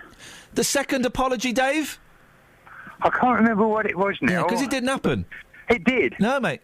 Oh, you're supposed to. No, you're supposed to have done me apologies, but you said no. I'm not giving Dave apology. Well, what was it for? I've got no idea now. Well, exactly, because you had a dream one night. I had a dream I was in a French post office last night. Yeah. It's true, I did. Oh, wasn't it where that guy, that Mark... They weren't queuing. It was driving me nuts. Wasn't it that Mark on Traders? What? Didn't he ring you or something? What? On your private phone? Who? Mark. Well, I forget his name. Watts, yeah, is it? Oh, Mark Watts. Yeah, and you said, I suppose he told me I've got to apologise to you, but you said I'm not. Well, I'm not going to apologise because Mark Watts from Rogue Traders, a made-up person, tells me to apologise to you. Oh, all right then. Look, what I rung up about, yesterday, lovely day, many of my family went up to Stockwood Park to enjoy ourselves on the green, on the swings, have a walk around the museum. Did you go on the swings? No, because as we walked into the front entrance, sorry, sir, you've got to pay £3.50 for an adult, £1.50 for a child. I said, for what reason? We've got a charity event up here. Oh. I said, well, you can stick your charity event, and I'm off. We're off. And he said, goodbye. Why we must pay to walk into that museum or that park? Yeah. Why must we pay for charity? Well, we don't want to go to the charity event. We want to go into the park, to what this Stockwood Park is there for. And you wanted to go on the swings? No, the children wanted to go on the swings. You wanted to go on the slad? No, the children wanted to go on the slide. I like going on the slad.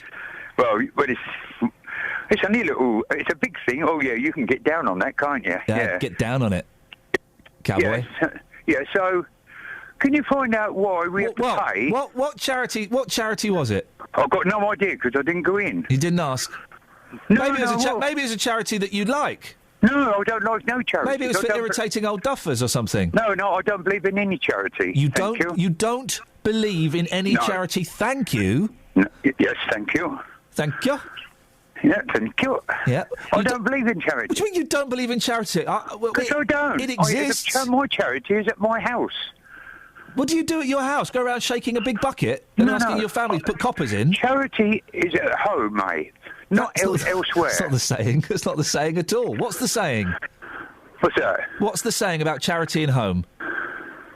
Charity is at home. Begins at home. There we go. We got there in the end. Okay. Yeah. It doesn't mean... When they say charity begins at home, it doesn't literally mean your house. It does. No, it doesn't. I want things in my house for my family. I don't want to give it away. Okay. I don't want money. We want money. Okay, Dave, thank you very much indeed. Well, he's misunderstood the phrase charity begins at home. I don't know what the charity event was. If anyone can fill us in on that. 08459 455 555. Was it? Dave has very kindly linked us into our next story because it involves swings and a slad. The big tour is in Stopfold this week, where parents are telling us they're having to drag their children past a brand new playground because of red tape. Persimmon Homes agreed to build the park as part of the Trinity Manor Park housing estate. Trouble is, it's been there since March, but still hasn't been signed off as safe.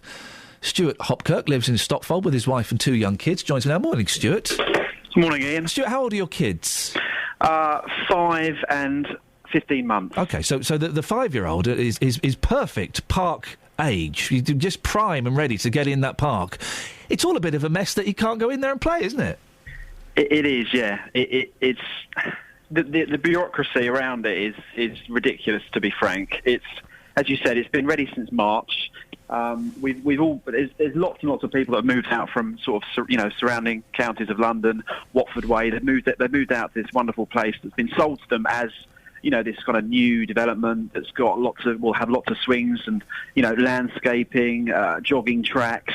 You can download the plans from Central Bedfordshire and you can see it as it should be. Yeah. We've been there. Some of us have been there 5 years. I've been there 3 years, and Persimmon just don't seem able to deliver on the things that are important to the residents that don't seem to be important to them because it doesn't make them revenue. That's how I see it anyway. So there are other things apart from this park that you say haven't been delivered? Well, yeah, absolutely. I've spent the best part of a year, sending emails and writing letters to various people, and you get, your usual sort of, diplomatic responses and holding responses, and we'll deal with it. We're progressing it with this, that, and the other, and people are finger pointing everyone else. But no one seems to be able to have any backbone to say, we can see what's happening here. The kids can't play. This thing's been locked up for 5 months. Let's just get involved. Let's get a director involved to say common sense prevails. Let's wade through the red tape, sign it off, get some more staff on it, and just do it. But the other things are stuff like the pavements along some of the main routes are just littered with loose and sharp stones. Right. They've just sort of put dollops of tarmac in for ramps. And my kid, she's really good on her bike usually, but she's falling off, left, right, and centre. And I'm writing letters saying there's no heavy plant machinery going along these pavements. Why can't you just, get some guy to tarmac it? Just as a holding bit. There's no grassed areas for kids to play. They spray the meadows with this caustic chemicals to kill all of the weeds, but it just looks like it's, some sort of Spanish desert now because there's just simply nothing growing, and it doesn't look very nice. So there's more than just the playground, for sure.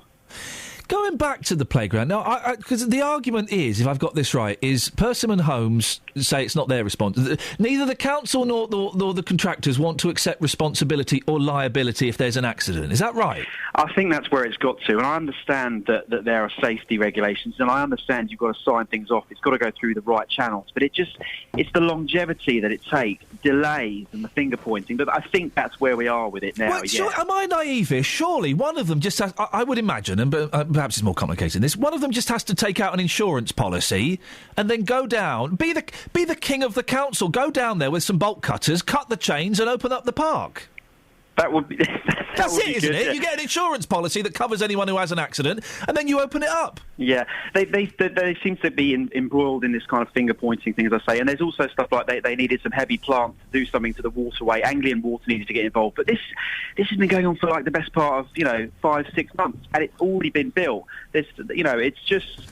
Get down there, do it. The kids the kids walk past, and my daughter's like, she just doesn't understand it. Of course I don't. She said, "Daddy, when are you going to write another letter to the council?" And I'm like, bless her. I've already written 5. She's 5. She shouldn't know about having to write letters to the council. She should be going down a slide and going on a swing. Well, this is it. I know. Yeah. So there's another playground that should be built as well in the eastern development of the Green Acres site as well. But there's a section 110 or something, I think that's what it's called, and it's when 150 houses are built, both of these playgrounds should be ready, and actually one of them's been ready but unopened for 5 months. The other one, they haven't even laid the first brick. So there's that to come as well, that's behind the community centre that doesn't exist either. It's just a dead piece of land.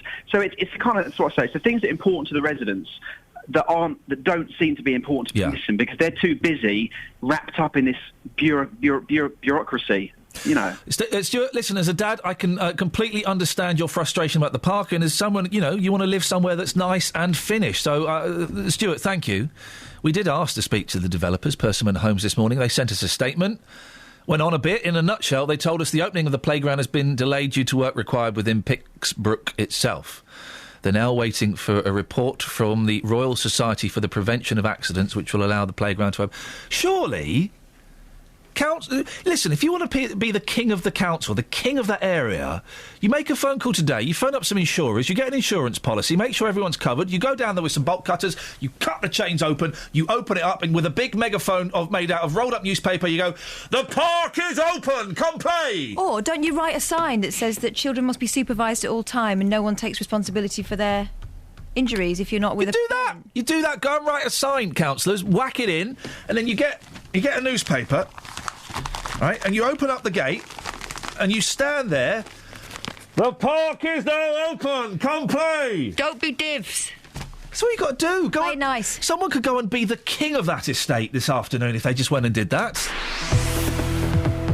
Travel news for beds, cards and bugs. BBC Three Counties Radio. The M1 heading southbound's queuing at the moment between the Toddington services and Junction 7 for Hemel Hempstead. Take a look at the M25, looking very heavy, heading anti-clockwise between Junction 21, the M1, and Junction 19 at Watford. Also looking rather heavy anti-clockwise between Junction 17 at Maple Cross and Junction 15 at the M4. In Borehamwood, looking very heavy at the moment on the A1, heading southbound just at Stirling Corner.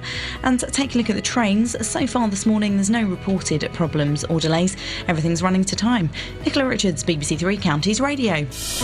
Across beds, hearts and bugs. This is BBC Three Counties Radio.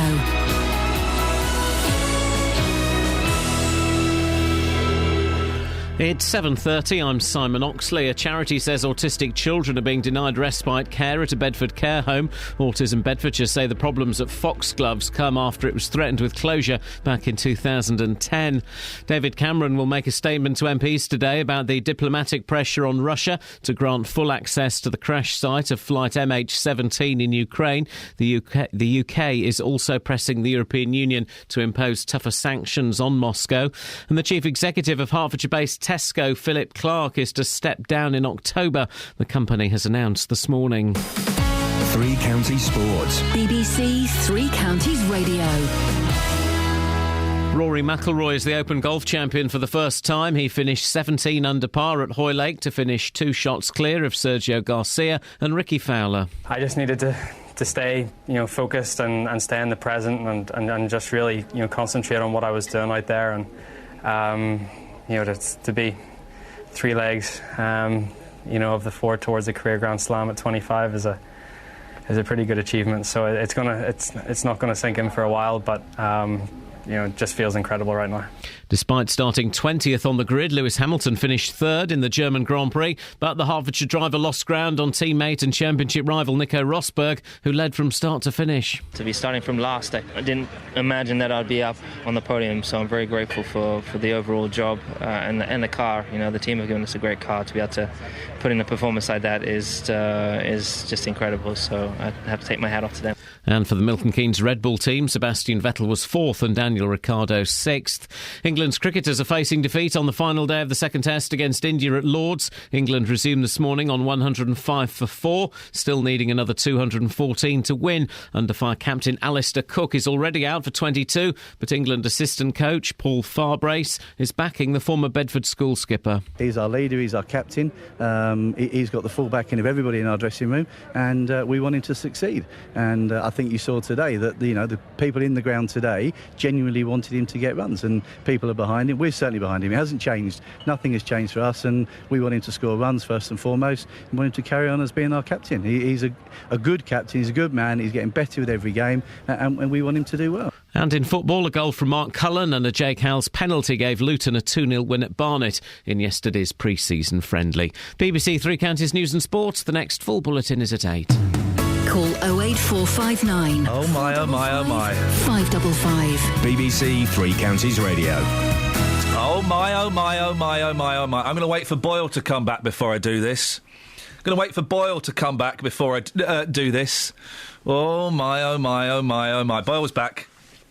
Boyle's back. Put your headphones on, love. What's going on? Do you remember the Barnfield incinerator? And no, don't. The Barnfield incinerator, big. It went on for years and years and years. We want this incinerator. And Eric Pickles came out and said, no, you can't have the incinerator. Yes. Right? Remember we spoke to Terry Duris? Yes. From Herts County Council? Yeah. Asking how much the legal fees were. Yeah. Right. Oh, I don't know. Right. £500,000? I don't know. £1 million? All my questions? I don't know. OK. He said he didn't have the figures. OK. Well, Paul Scoynes has just sent an amazing tweet. He's got the figures. Oh, good. £6 million was spent. The tweet from Paul Scoynes is Herts County Council spent almost £6 million on Barnfield incinerator fight, which it lost. It then has a. Now, is this because it paid some of the developers' yes, money? you click on the link. Here's the story from BBC website. A county council spent almost £6 million trying to get plans for an incinerator in Hertfordshire approved. The council said a project of this size doesn't come without cost. So let's get the breakdown here. The council said procurement costs, this includes procurement, including finance, legal and technical fees, totaled £5.45 million, while the planning process cost £460,000, including £400,000 for the inquiry. How... OK, so £400,000 for the inquiry, but the total... legal and technical fees are included in that £5.45 million. So how, when you ask a member of the council, or someone representing the council, how much it's cost so far, and it's cost £6 million... how could that member of the council not even have a ballpark figure?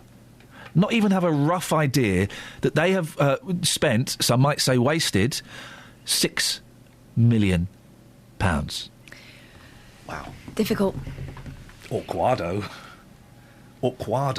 You'd have a ballpark figure. There would be someone in the background totting up going, guys, we've reached £3 million.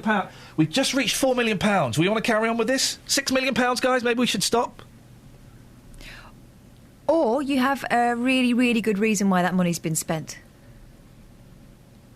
Councillor Terry Duris, who was responsible for waste management, said the plant would have processed 380,000 tonnes of waste a year, saving taxpayers £667 million over the 25-year contract. But it didn't. It cost the taxpayers £6 million. That's Terry Duris, who seems... I met him the other week. He seems a little reluctant to come on the show again. We'll be hearing... Actually, I know Justin's got a clip with him from in a little bit, but... dearie me. £6 million. When asked last week or the week before on this show, how much does it cost? I don't know. The answer? £6 million. Gosh. It's your money, guys. Hope you think it was well spent. This weekend, a music festival was held in the Old Town Hemel to celebrate the official opening of the new High Street. You may remember that while work was being done to improve the area, we had trader after trader telling us how much money they were losing because shoppers just weren't going anywhere near it. Some went out of business, some don't know how much longer they'll stay open after losing tens of thousands of pounds.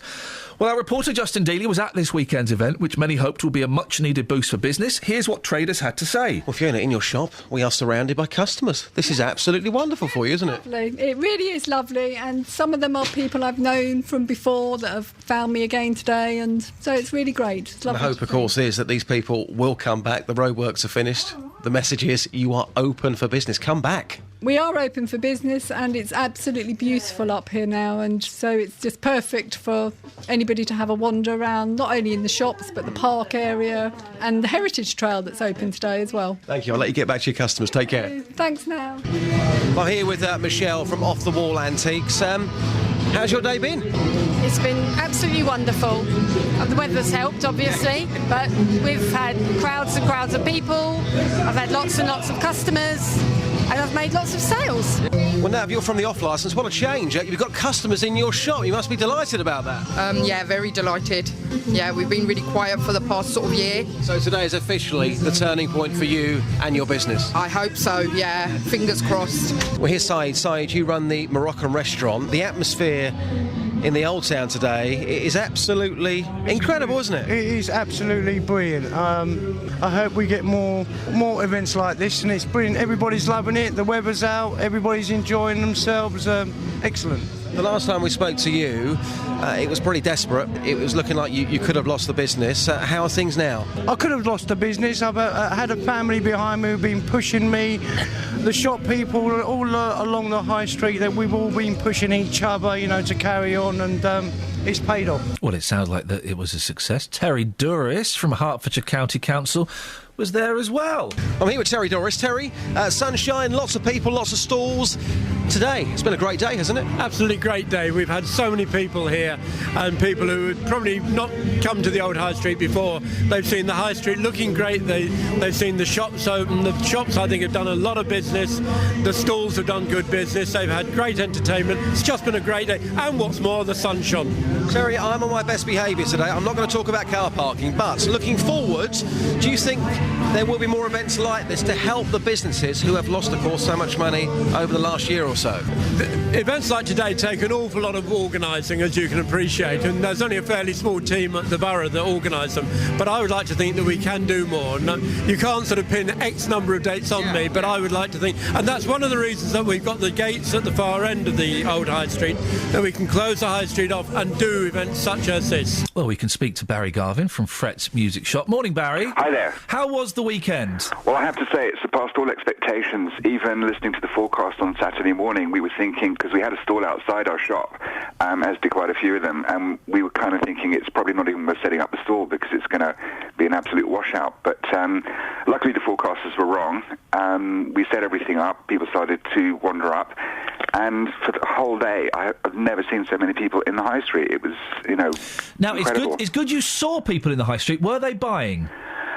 Yeah, I mean, we had a reasonable Saturday. It wasn't our best Saturday ever, but we certainly were very encouraged by the fact that a lot of people had come up that hadn't seen our shop before.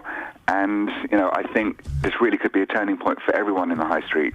Do you think that this is going to be a significant change? People have been reminded or made aware that the High Street is open and that there are plenty of shops up there for them to go and see? Absolutely, and just the fact that, when people are up there, it did create a really nice vibe. There was a carnival atmosphere up there on Saturday, and, it'd be good if I know that it was a one-off event having a band in the square, but I think if we could do this on maybe 3 or 4 times a year, it would be really great for, not just for the music scene, but for everyone. Barry, listen, I wish you the best of luck. No doubt we'll speak at some point in the future just to check how things are going. But let's hope that this is the turning point we've all been waiting for. Let's hope so. Thanks a lot. Barry, thank you very much. Barry Garvin from Fret's Music.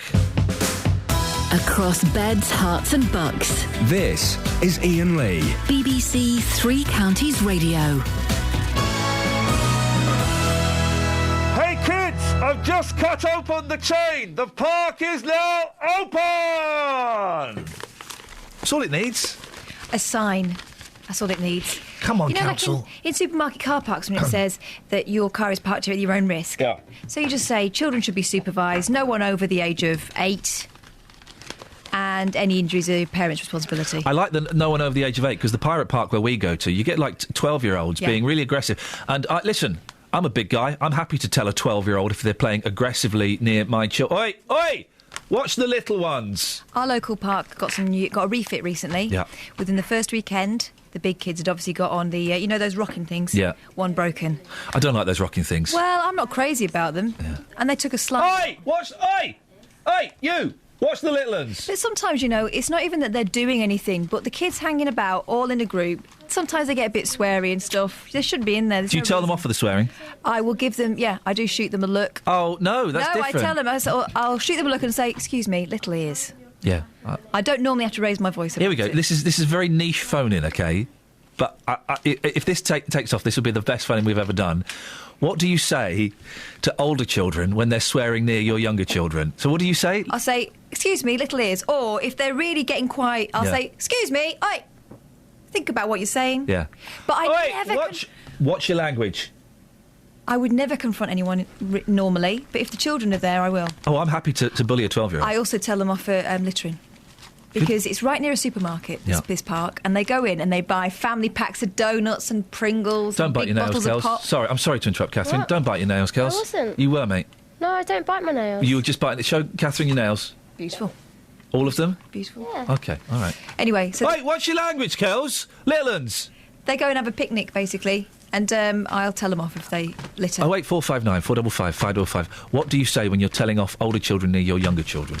But the thing is as well, because we're not quite sure what the situation is within this park in Stotfold. But if it is, because the council won't come on, yeah. But if it is simply that no one wants to take responsibility for it, would you ever sue? If your kids hurt themselves in a park, would you, unless it had been because there were razors on the slide or something like that? My boys are always hurting themselves in the park. We don't sue. But don't you always check the equipment before you let the kids on it? No. I always have a look at the slide. What, mostly if there are razors on it? Well, no, because people smear stuff on it. If they've had an ice cream or whatever, or worse. You can see it's dirty. So you have a look. So I would know if there was razor blades on the slide. I wouldn't know if there were razor blades on the slide. I also do a little check for graffiti because my 5-year-old's quite good at reading now. Yeah. I had a bit of a difficult conversation with her about male hens. Oh, no. Yeah. Really? Yeah. There's always a lot of booze bottles. I mean, fair play, I remember being 15. I remember going and having a sneaky drink in the park and stuff, but I'd always clear up my litter. Yeah. That was different. But why would you sue a council if your kid had had fallen off the climbing frame at the wrong angle or something? As long as I put that bouncy foam in, you're not going to do yourself that much damage, are you? Unless you're being a right pranny. Or wood chips? I think wood chips are out of favour now, aren't they? Some places you still get them. Posh places, isn't it? Doesn't that stick in your wound? In your womb? Wound. A wood chip. A wood chip wound. You don't want a splinter. That's quite nasty. Kels, what's your favourite material for the surfacing playgrounds for safety reasons? Yeah, the spongy bits. Spongy, yeah. Spongy. Nice one. Travel news for beds, cards and bugs. BBC Three Counties Radio. Nicola? Great North. Yeah, hello. What's your favourite surface for playgrounds? For health and safety reasons. The girls here are saying the spongy bits. I prefer the kind of dark bark chip wood stuff. Oh no, I've got splinters from that before, you see. Oh. So I would go with the spongy stuff. Thing is, as well. if you fell off the top of the slide because you're showing off to boys and stuff, and you bashed your head on the spongy stuff, that is still going to cause damage, I think. Oh, I don't know. I've been there and it doesn't. You just sort of just bounce a little bit. Okay. You show off to boys at the park, do you? Yeah. You're a grown woman, for crying out loud. What are you doing that for? Well, just pass a bit of time, I suppose so. Anyway, let's have the travel. So it's queuing on the A1, the Great North Road, heading southbound, just at the Black Cat roundabout as those roadworks are continuing there. The M1's also looking very slow at the moment between the Toddington services and Junction 9 for Redbourne. The M25, very heavy moving, heading anti-clockwise between Junction 22 for St Albans and Junction 15, the M4, and also queuing on the A1 heading southbound just at Stirling Corner. So far, there's no reported problems or delays to the trains. Nicola Richards, BBC Three Counties Radio. Thank you very much. 7:46. It's Monday the 21st of July. I'm Iain Lee. These are your headlines on BBC Three Counties Radio. It's been revealed that Hertfordshire County Council spent almost £6 million trying to get plans for an incinerator approved. The energy from waste plant proposed for Greenbelt land at New Barnfield was turned down by the government last week. David Cameron will make a statement to MPs today about the diplomatic pressure on Russia to grant full access to the crash site of flight MH17 in Ukraine. And a charity says autistic children are being denied respite care at a Bedford care home. Autism Bedfordshire says the problems at Foxgloves come after it was threatened with closure back in 2010. 08459 455 555. Let's get the travel news now. Here's Georgina. The weather news. Beds, Herts and bucks weather. BBC Three Counties Radio. Hello? Hello? Has she got a cob on? Because I said travel. Should be there, man. She's not there, man. Georgina! If it's because I said travel, I'm so sorry, Georgina. I had a terrible headache last night. I've not slept well this weekend. There are things going on at home. I'm not focusing clearly. So I'm sorry, Georgina. Please, Georgina.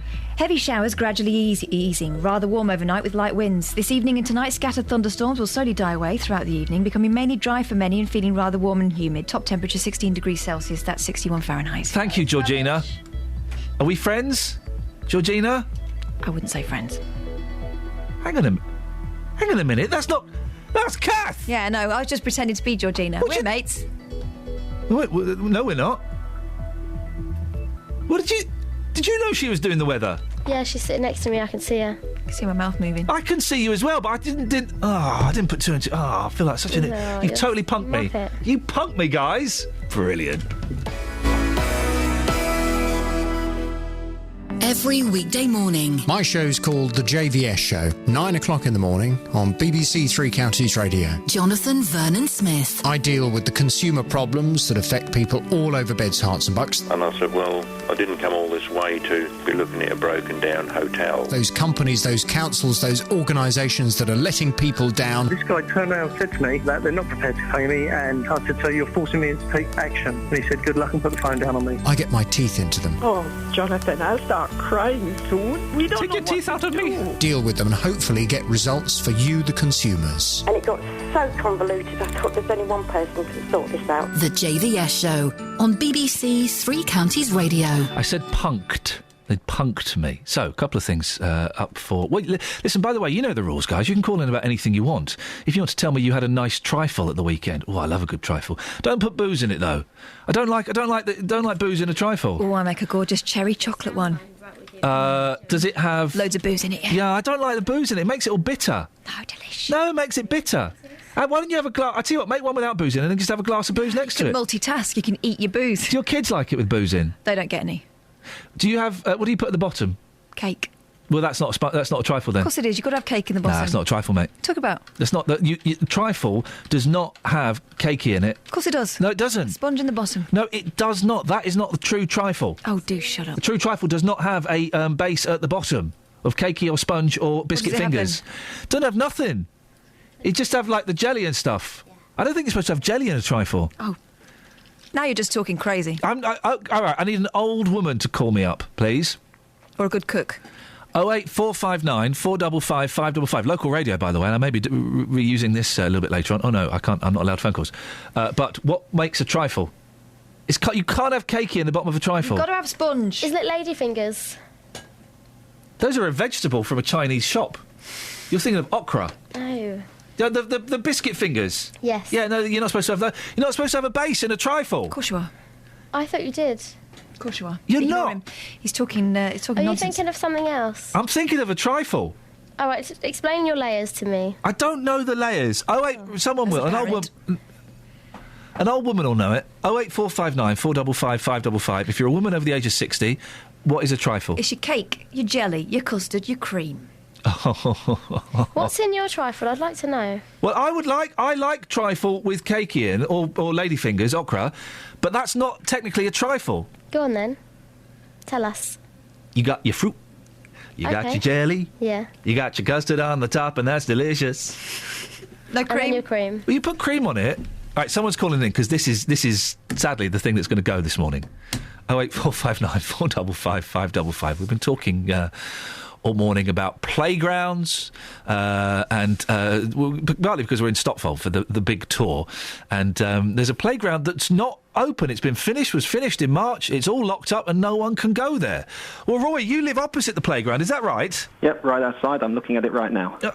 And does it look finished? Describe what you can see there. Oh, it's a very nice climbing frame. We've got some swings, lovely little kickabout court, and it's closely cropped grass. It's recently been done, and the bins have been emptied recently as well. And for all intents and purposes, it just looks open, and the kids treat it as such when they can get in there. So is it fenced off? Is it locked up? Yeah, it's got a builder-style fence around the perimeter. It's got a safety fence for the kids when it's live.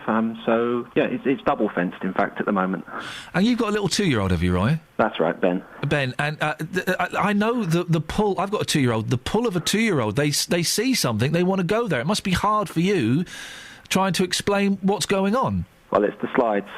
Yeah. Yeah, he sees the slides and he wants that. It's difficult. And he doesn't want to go down the slides. He wants to climb up the slides, of course. Always. It's always climbing up the slides. Yeah, the opposite of what other children are doing, actually, is what he wants to do. Oh, he's like my boy. And he can't understand what's going on, can he? No, he can't. There's lovely bright colours out there. It looks very nice, and there's some difficulty getting him to understand that, even though he sees other kids in there, because there is a way of forcing a way in. Right.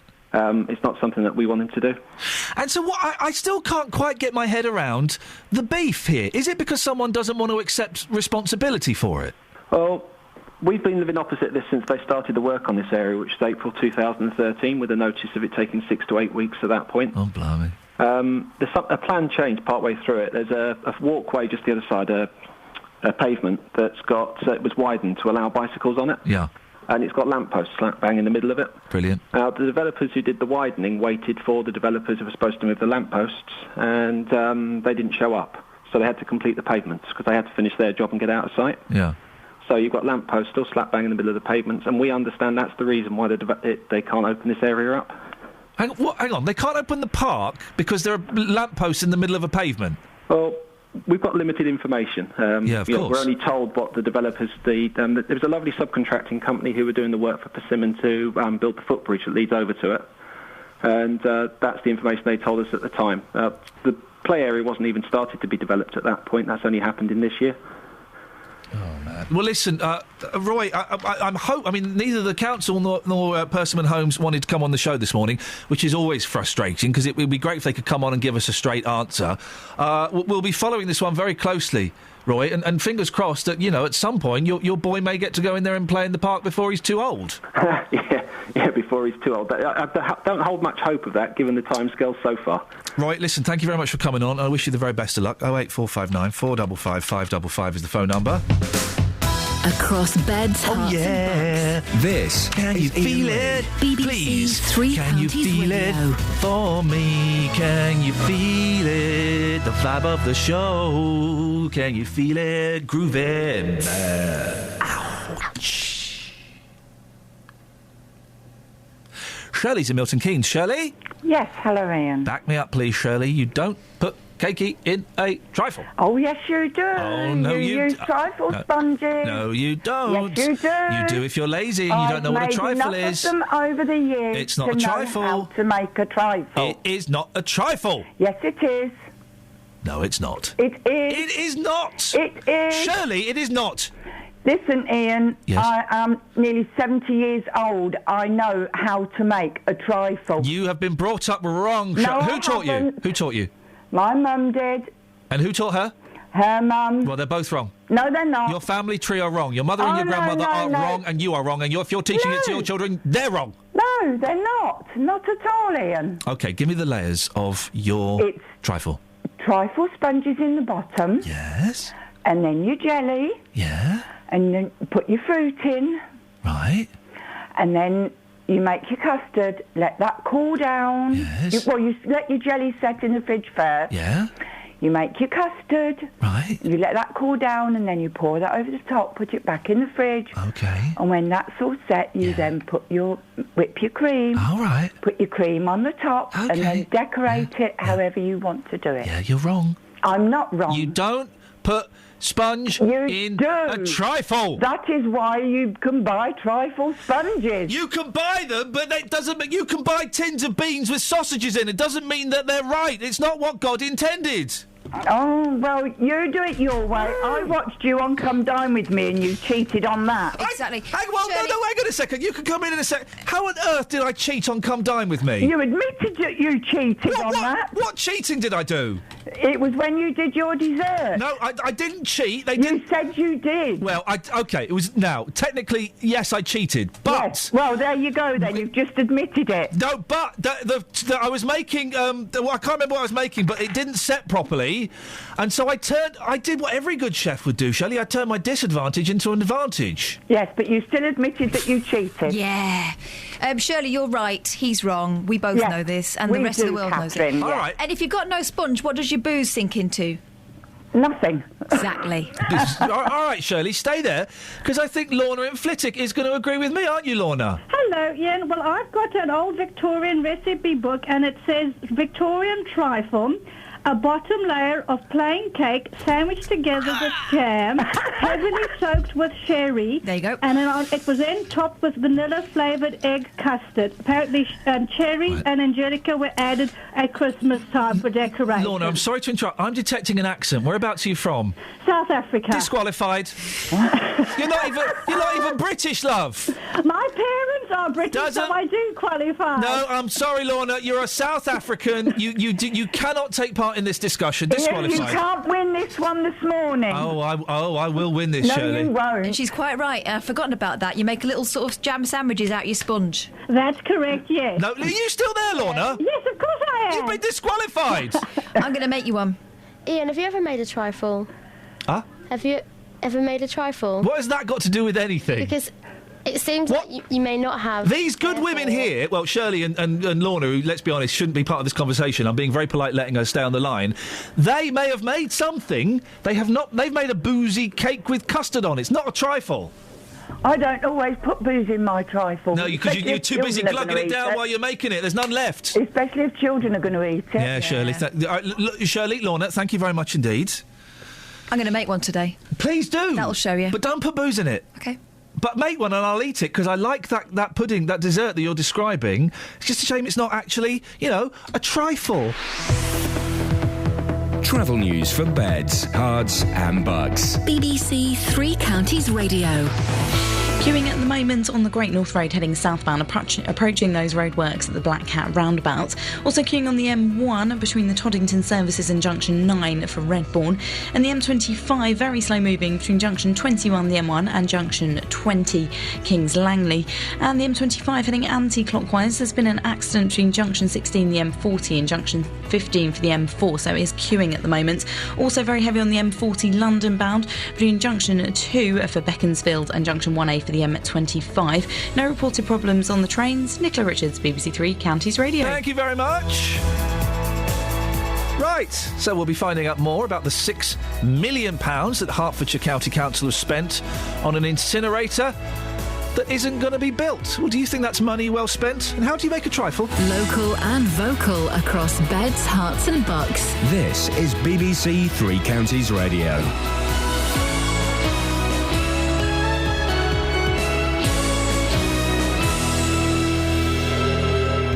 It's 8 o'clock. I'm Simon Oxley. The headlines: County Council spent nearly £6 million on failed incinerator bid.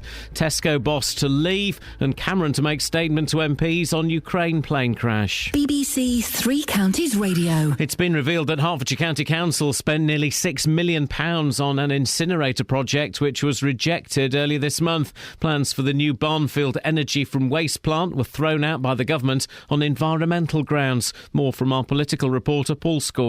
Background costs, including finance, legal and technical fees, amounted to £5.4 million. The planning process cost £460,000 and most of that was spent on the inquiry held last September.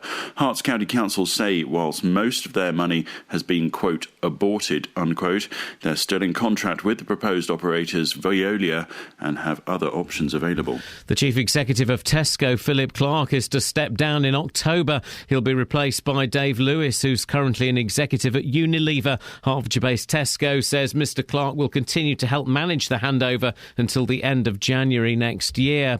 David Cameron will make a statement to MPs today about the diplomatic pressure on Russia to grant full access to the crash site of flight MH17 in Ukraine. In a statement this morning, President Putin says Russia is doing everything possible to allow a team of international experts to investigate the scene. The United Nations Security Council has called for immediate ceasefire in Gaza. More than 100 Palestinians, mainly civilians, died in violence yesterday. Israel says 13 of its soldiers were killed.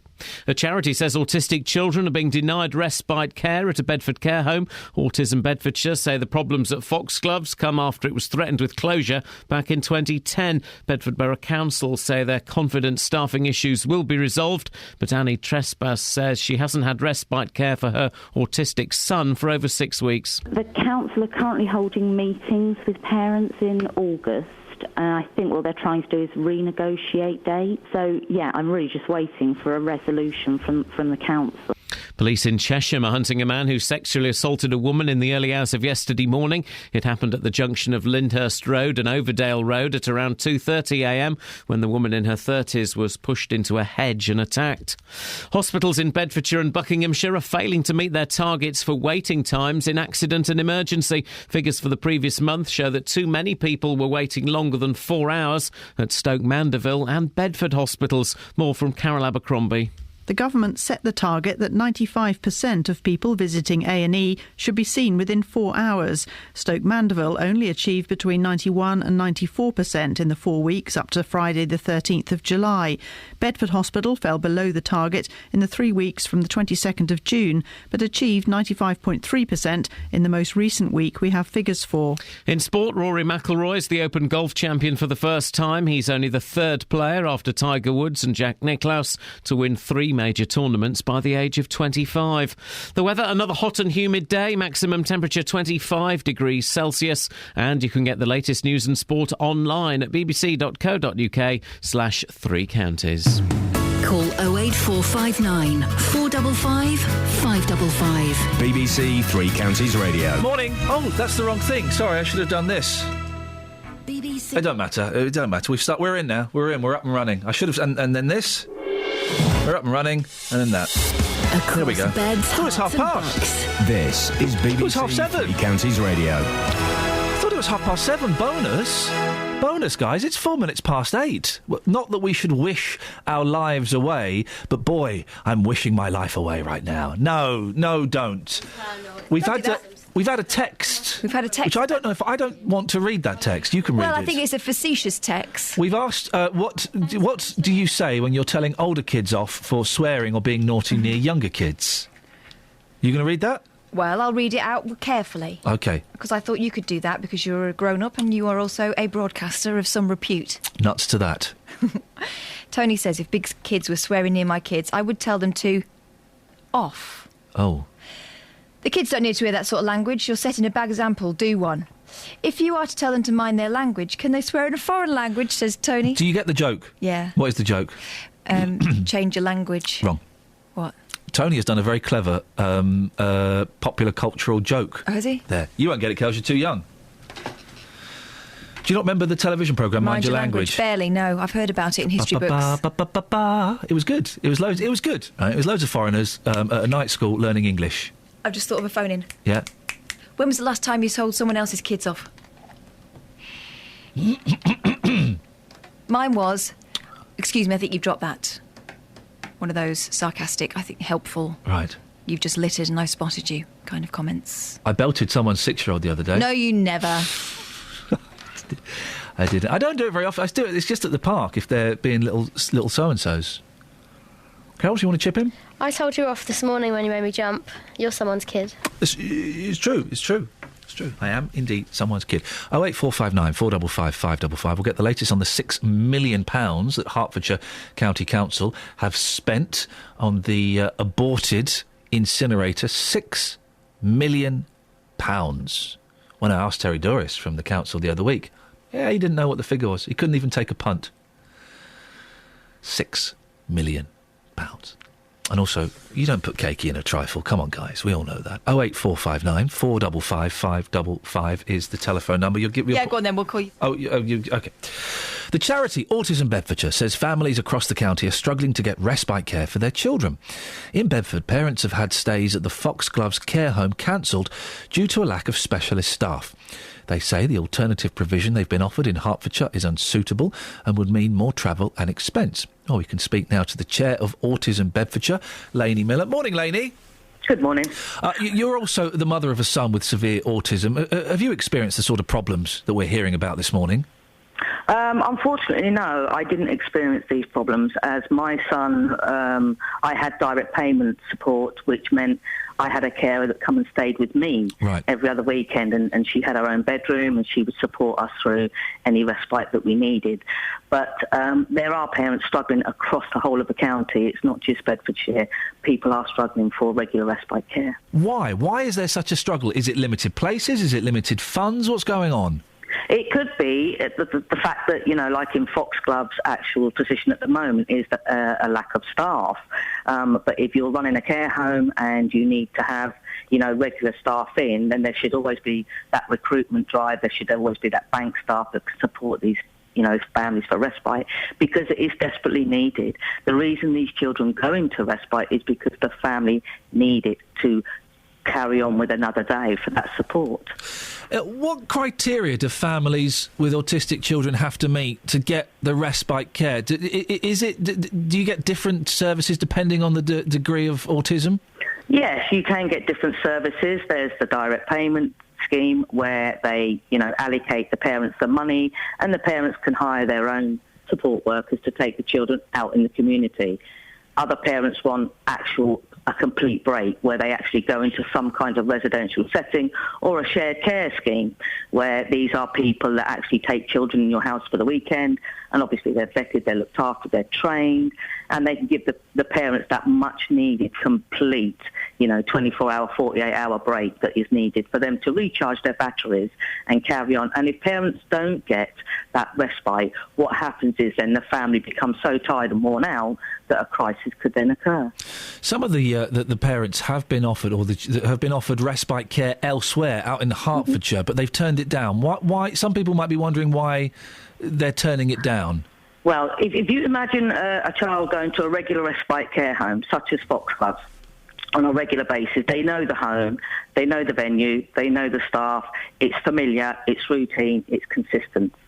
If you then start to say, well, OK, we can offer you this alternative, what happens is that child doesn't know that building, doesn't know that staff, becomes very confused, and actually that would cause a child to go into crisis, because it's like being, picked up, and just dropped somewhere that actually, where am I, what am I doing, who are you, what am I, and panic would, the anxiety levels would really, really increase. And it's not that an alternative couldn't work, but it has to be a staged process where the child would go to that Hertfordshire home for a tea visit for 1 week, and then another tea visit, and another tea visit, and you would have to build it up.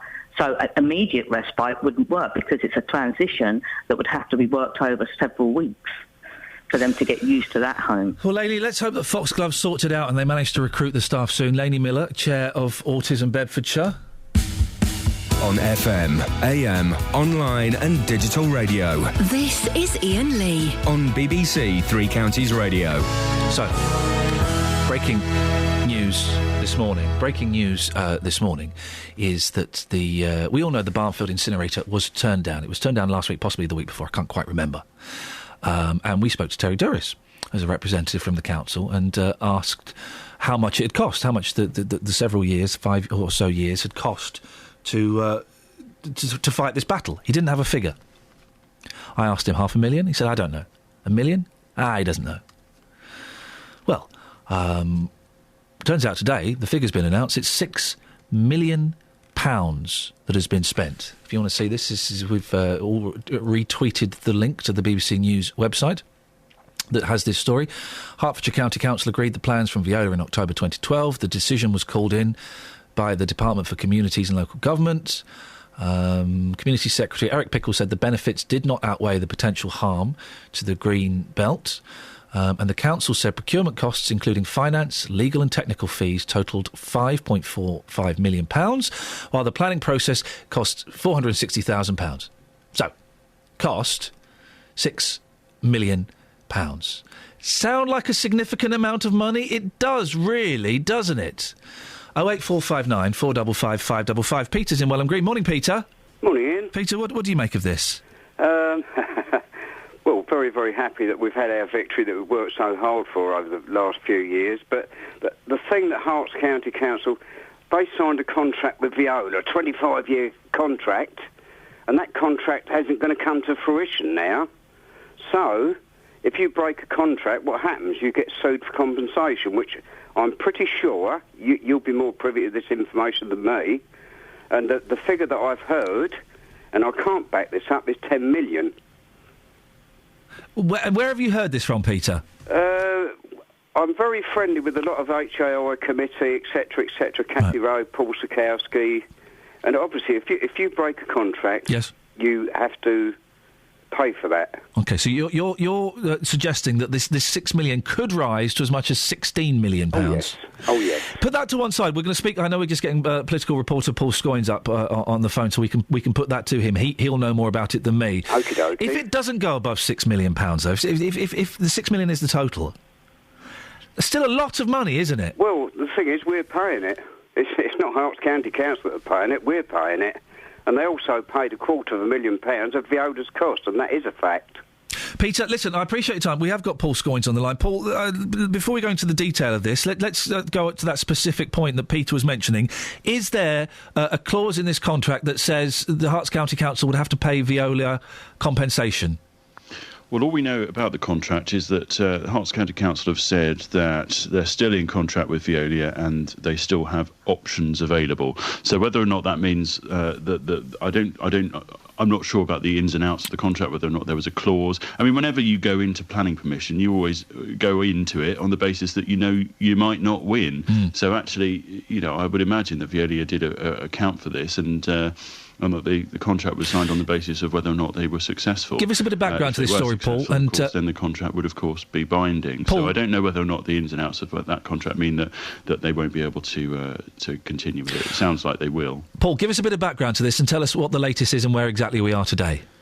Well, this is something that we've just seen this morning. I think this is research that's been carried out by our News Online teams into the cost of the actual challenge and the process of putting this on the table. And that amounts, as you say in the introduction, to £6 million, just under, and a huge amount of money, really, when you think about it. Nearly £5.4 million of that was spent on the sort of finance, legal, technical sort of fees needed to get this together. And then the planning process itself cost just shy of £500,000. £400,000 of that was actually spent on the inquiry that was held last September. So a vast amount of money, which has effectively, and to quote Herts County Council, been aborted. That means now that, of course, they're back to the drawing board, and indeed the reason that this whole plant was being put together was that the council said it would save taxpayers over the 25-year contract that they had with Veolia around £667 million. But of course, they now need to find a new strategy to get rid of their black bin waste. They say they can't continue putting it into landfill because it's too expensive, and they need to find another way. Of course, opponents of this scheme say, well, there was always other options open to them. They didn't have to go down the route of incineration, and indeed they're very happy, but are pretty shocked at the level of cost that's already been spent on the project so far. When we spoke to Terry Douris last week, he didn't rule out the possibility of appealing this. Do we know any more about that?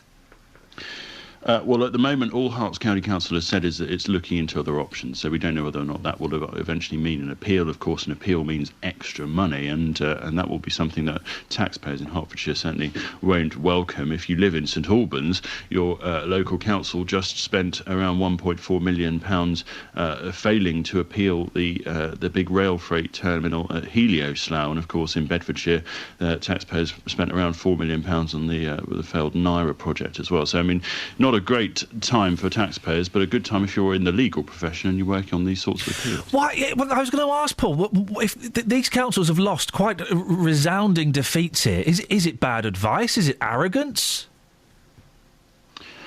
I don't know. I mean, I think they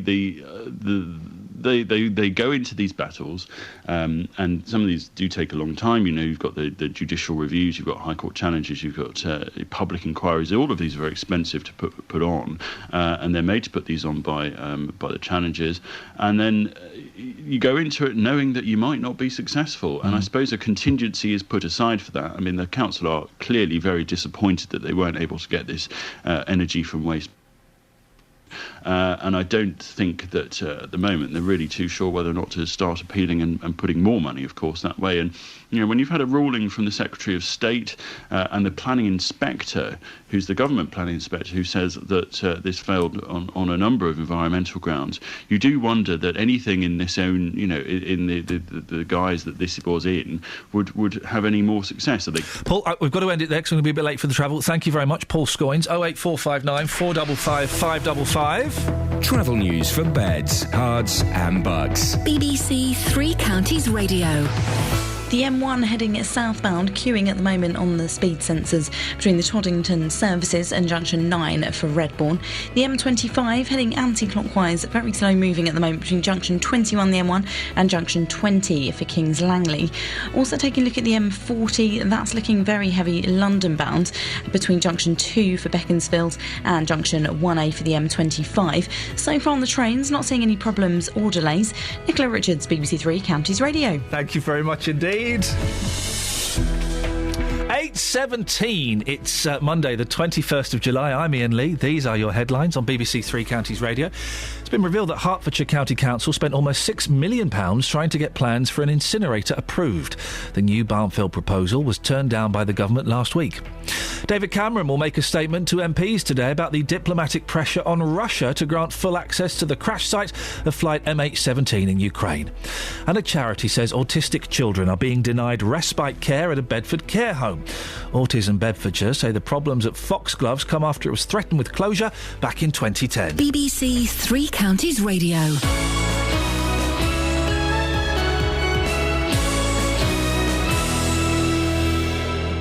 BBC Three Counties Radio's big tour of beds, hearts and bucks. It's a lovely combination of town and country. There's some really good rural qualities around here.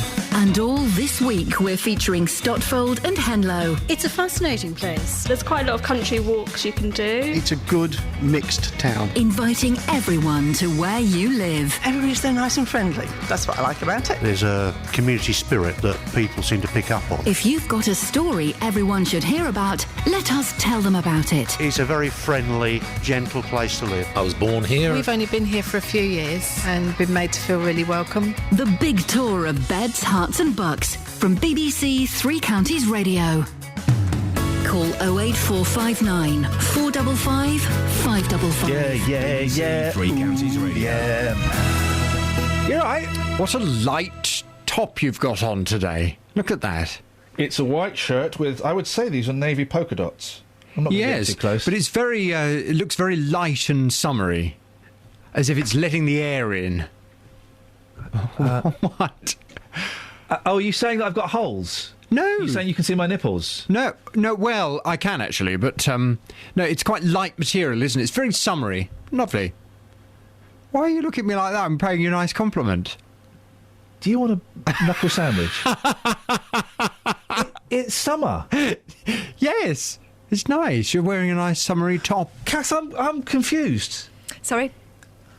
I'm confused. Are you gaping in there? No, I'm not. I've asked about the gape. No, he's prone to a gape. He looks. It's like a summery blouse. He's off again now. He's doing it again. He's calling it a blouse. He wants a knuckle sandwich. You want to give him one? I'm going to poke in the eye with a sharp stick.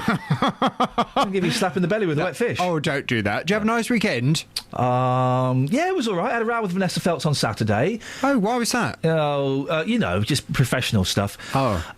And then Sunday we went for a walk in Windsor Great Park, which was very nice. Yeah. How nice. Very, very posh. Lovely. I spent most of the weekend trying to get rid of the fleas in my house. How's that going? Not so well. I think it's going to be an ongoing problem. Yeah. So you put the stuff around the corner, around the edges? I put the stuff out. I went to the vets. Yeah. On Friday. I'd had enough of it. I went to the vets and I bought this special can of stuff. They said, put this on all over your carpets. Yeah. 20 quid it cost me for this tin of stuff. Put that all over the carpet. Yeah. He's still scratching. Yeah. I mean, these things, they're deep down in the carpet. They are in the carpet, they're in the nooks and crannies, they're in the cupboards, they're everywhere. Yes. The only way to do it is to burn the house down and start again. Seriously, you will. I have to set fire to my new house. All you need to do is miss one pregnant flea. Yes. You've got another 10,000. Got another load. Yeah. Yes. Well, I'll get the handle on it. Okay, well, I'm not coming round until you do. No. That's a threat. No, in fact, I've noticed that I'm not coming round. Visits have dried right up. I don't want to go and see Jay Flea S. No, exactly. No one's coming round. If you ever want to become a recluse, ladies and gentlemen, just pretend you've got fleas, and seemingly no one wants to come round anymore. You're not doing fleas on your show this morning, are you? No, we're not. What we're have you doing got? Russia. Okay. And Putin. Let's put the boot into Putin. How would you like this country to stand up to President Putin? That's the question I'm asking from 9 this morning. It's the story that dominates the front pages. Pariah Putin faces new sanctions within days. What have you got to hide, Mr. Putin? And PM will freeze Russian billions. Just some of today's headlines. Today, David Cameron will make a common statement on the shooting down of the Malaysian plane, flight MH17, over eastern Ukraine. Almost 300 people died, 10 of them from Britain. The Prime Minister has spoken by phone to Russia's President Vladimir Putin to condemn the deaths as totally unacceptable. He's demanding full access to the site for aviation inspectors. Well, today, I don't know about you, this weekend, it's all anyone's been talking to me about. Saturday, a friend of mine phoned me up. She said, can I come round, despite the fleas? I'd like to come round because I want to talk to you about Putin. Wow. There's a lot of anger out there. Yeah. Well, from 9 this morning, I want your views. How would you like this country to stand up to President Putin? He's a nasty bully, isn't he? What are we going to do? Well, he's okay. So with some billionaires, we say, right, you can't move your funds. You're stuck. Okay, he controls our gas. France is in the middle of a multi-billion pound deal to supply warships to them, and they're not going to bail out of that. If we do something on our own, it's not going to have any impact whatsoever. If Europe did something, it might do, but that's not going to happen. But we've got to. With Europe, we cannot allow this to carry on. We cannot allow this man just to continue doing whatever he blooming well likes. And the fact that now all these innocent Europeans have died. I mean, I've got family in Holland. My auntie married a Dutchman. Oh dear! And I gather the Dutch are absolutely. I mean, clearly they're devastated because nearly 200 Dutch people died. And apparently they're furious as well. Yep. Well, it would be very interesting to see what the Dutch decide to do, because, of course, the Dutch are a nation of pacifists, aren't they? They don't like war. They don't like fighting. But apparently they are livid, absolutely furious about this. Well, are the Dutch going to stand up and say, come on, we've got to take some action against this bloke? Yeah, if the Dutch say it, though, you know, if the Dutch and the Malaysians get together, it still don't amount to much, does it? No. But surely we need the Dutch, we need the Americans, we need the whole of Europe to stand up and take some kind of action against President Putin. From 9 this morning, I'd like your views. How would you like this country to stand up to President Putin? 08459 455 555. Across beds, hearts and bucks. This is Iain Lee. BBC Three Counties Radio.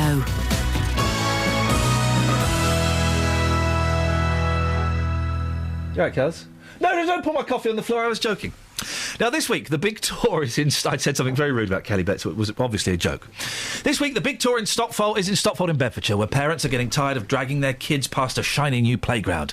The equipment's been up at Trinity Manor Park since March, but because it hasn't been signed off as safe, no one's allowed to play on it. Well, Roy Beeson lives in Stotfold with his wife and 2-year-old son. They've been building it for over a year now. Haven't seen anybody working on it in a number of months. Unfortunately, the house next door, their 2 parents in there passed away, both looking at that out their window. And yeah, it wasn't ideal. He's an engineer. He absolutely hated seeing that out his window. And even though he spoke to the developers over all that time, there's nothing he could do to get them to take the fences down. Why can't it be finished? It looks like it's complete. The kids get in there all the time. They're frequently opening up the fence. The developers come along and lock it back up again. Currently, they've lifted the fence up just in the far distance there, and you can see muddy footprints coming past our house here from some kids that have been playing in there in the rain. We've got a child ourselves. He's just over 2 years old. He looks out the window and he can't understand why he can't go and play there. It seems unprofessional. It seems incomplete. And we've seen some of the town council people come around. We assume they're town councillors. We've seen them with their high-vis jackets on, standing there pointing, but nothing ever seems to get done about it. Well, listening to that is the Mayor of Stotfold, Brian Collier. Morning, Brian. Morning, Ian. What exactly is the problem with this playground? Well, first of all, it needs to be signed over to us legally. As soon as it's signed over to us, we'd be absolutely delighted to have it opened. Why is it not being signed over, then? I believe there's a problem with the legal side between Persimmon and Central Beds Council. What does that mean? It means their solicitors haven't got their fingers out. So you're laying the cause of this squarely on the Persimmon's shoulders. No, the Bedfordshire Council are doing everything they can to get this sorted out. Persimmon and Central Beds Council, they never seem to be able to get their legal agreements sorted out before things are finished. This particular playground, it should have been opened over 2 years ago. And Central Beds planners and enforcement team just haven't done their jobs properly by getting the developers and forcing the developers to get it finished so that it can be handed over. But the playground's finished, isn't it? It is. So all it needs is for someone to sign it off? Exactly so. And that has to be done, I believe, by the Central Beds play officer,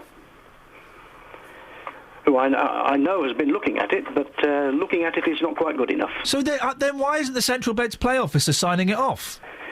Good question. And I understand from what you've been saying earlier today that Central Beds don't want to make a comment online, on the phone line. No, they've passed us back to Persimmon Homes. Yeah. Well, I found out last week that one of the other problems in the original legal agreement with Persimmon Homes and Central Beds Council was that the agreement said that the play area would be passed to Central Beds Council, but they forgot to add in then to Stopfall Town Council. So the last thing we were told by Central Beds was that Persimmon are going to have to negotiate direct with Stopfall Town Council. So far, we've heard nothing. Have you phoned them up? Constantly. And they don't get back? You're leaving messages? Well, our clerk speaks to people, but we get nowhere. But frankly, that doesn't surprise me. Earlier today, one of the speakers did say about, I think it was Roy, who said about the second big play area that should be built. That should already be there, but it isn't. And it's the same story.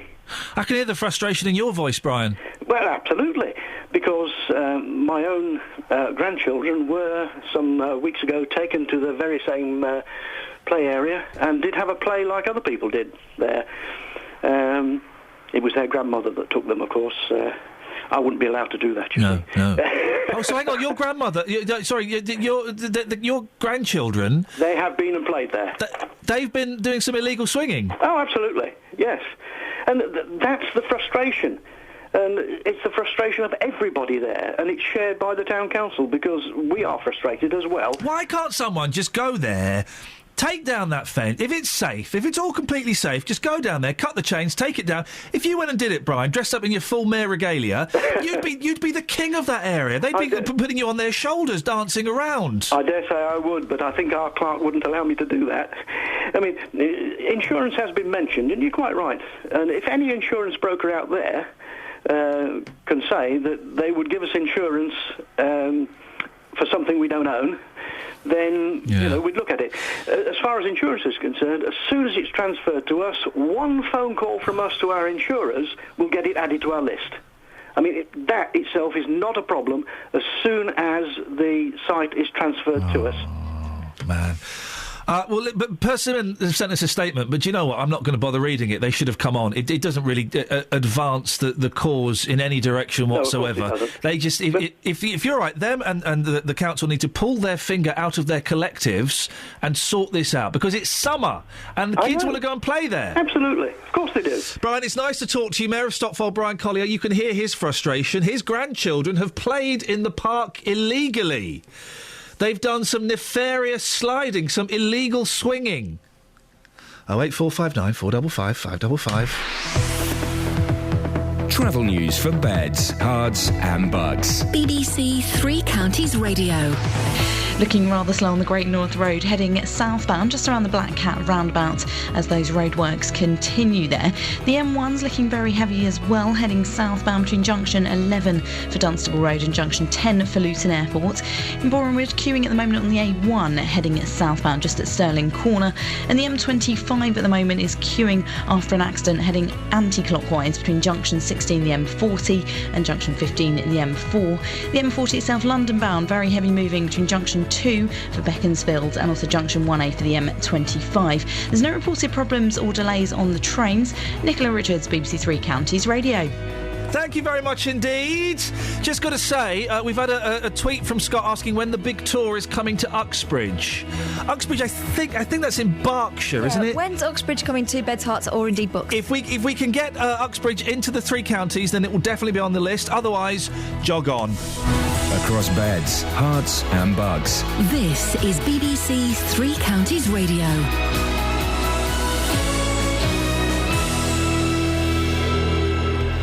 With the headlines, I'm Simon Oxley. It's been revealed that Hertfordshire County Council spent almost £6 million trying to get plans for an incinerator approved.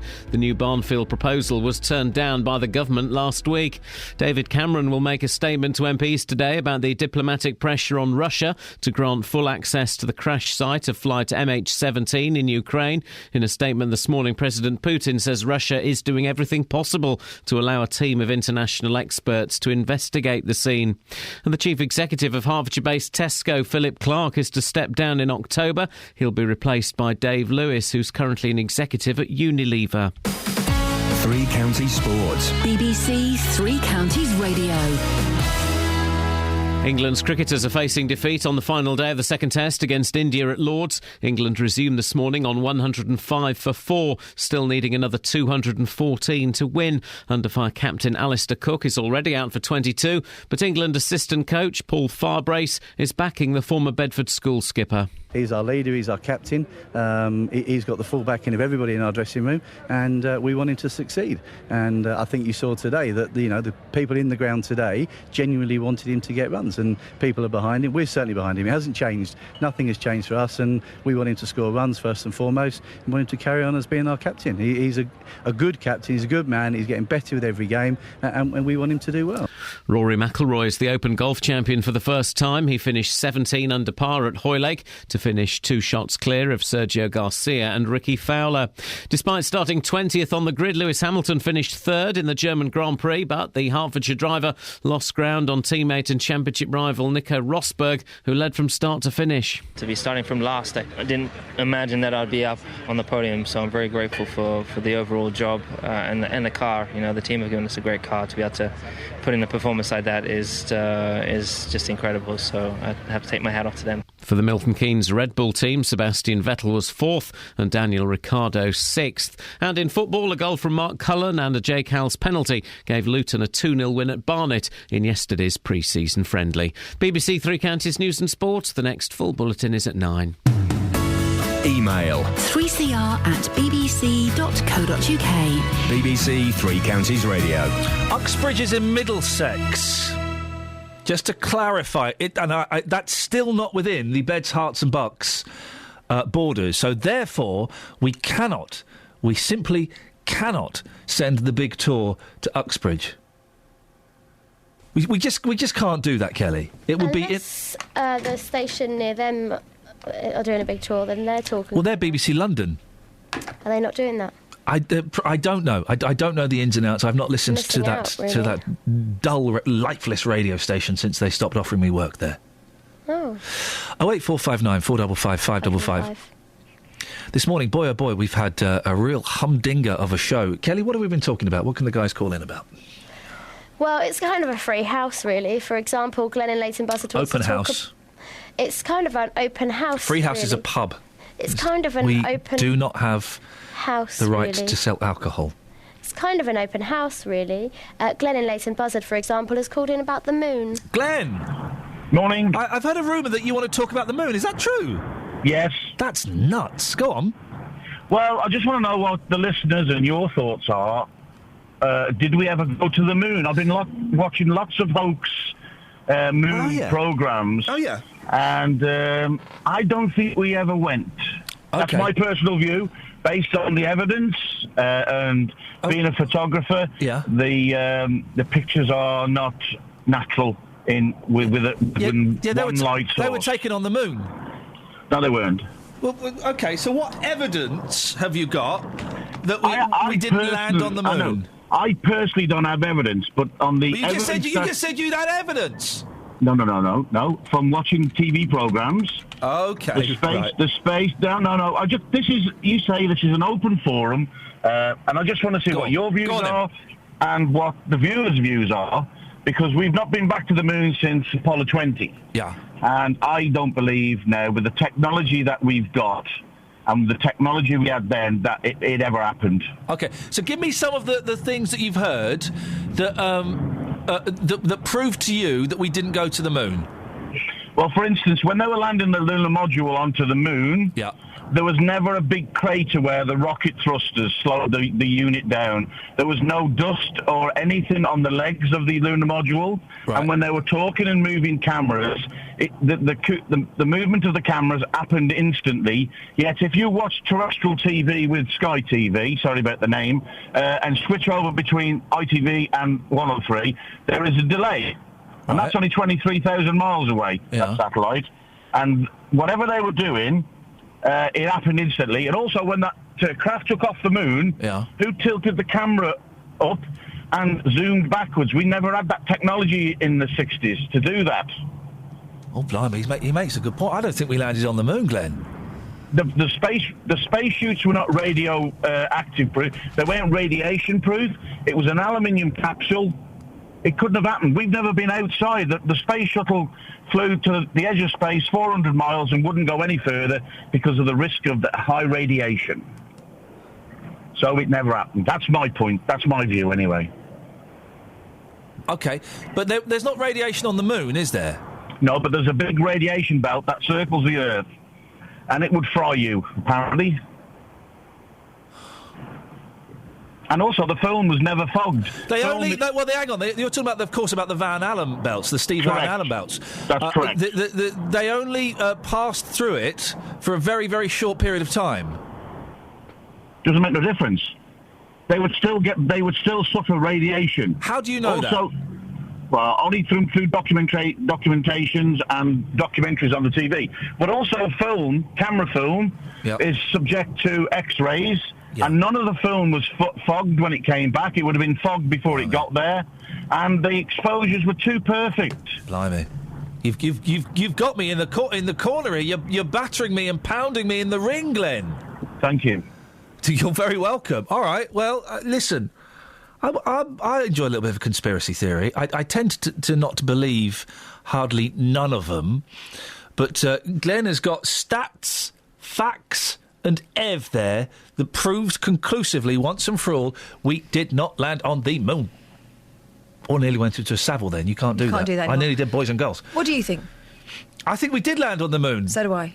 But Glenn That's Ev then, isn't it? Well, no. Well, listen. Just because we've been brainwashed by the suits, by the media-controlled state. No, hang on, the state-controlled media. What difference does it make if we didn't? Well, it means that governments have lied to us. Well, we know that's happened. Well, yeah, exactly. But it means that one of the crowning achievements of humankind, the conquering brave new worlds, to boldly go where no man has gone before. To a rock with nothing on it. I don't think that was the part of the opening of Star Trek. It should have been. To a planet with green ladies with 3 boobs who don't know what a kiss is until they meet Kirk. He really would kiss anything, wouldn't he? Captain, what is this kiss I hear you talk about? Let me show you. So what happens? Yeah. That's Star Trek. He's always snogging the alien totty. He's always either snogging or in the sick bay. Or having a fight with Spock. Oh, yeah. When Spock turns evil every week. Or going out with Spock and Wazowski, and we know who ain't coming back. Yeah, exactly. Wazowski, put on the red top. I don't like the put it on. Bye-bye, Wazowski. I've got to do my washing. No, you don't. But, of course, we landed on the moon. But Glenn has come up... This is the problem with conspiracy theories. Once you start hearing the Ev, there's not a lot you can do. Brackets, suggestions. My favourite my favourite story around that is read the Buzz Aldrin book. It's brilliant. He went... I was going to say he went nuts after landing on the moon. That's a terrible way of dealing with mental illness. He became an alcoholic and suffered severe depression. Well, how do you beat that? You don't beat that. And NASA kind of, phased him out of the whole thing. And he was never offered the chance to go into space again, I don't think. Anyway, his book is fascinating. He became a massive boozer. He ended up becoming a used car salesman because he couldn't get a job. And he was a drunk, and he was a used car salesman, and they employed him because they could go, we've got Buzz Aldrin. And you know, it's Buzz Aldrin, the second man on the moon, selling cars. Couldn't sell a car to save his life. Anyway, a few years ago, maybe about 8 years ago... All right, we'll try and he was approached in the lobby of a hotel, so he's in his 80s, in the lobby of a hotel by an Australian news team, saying, Buzz, come on, why don't you admit it was all a conspiracy, you never went to the moon? What?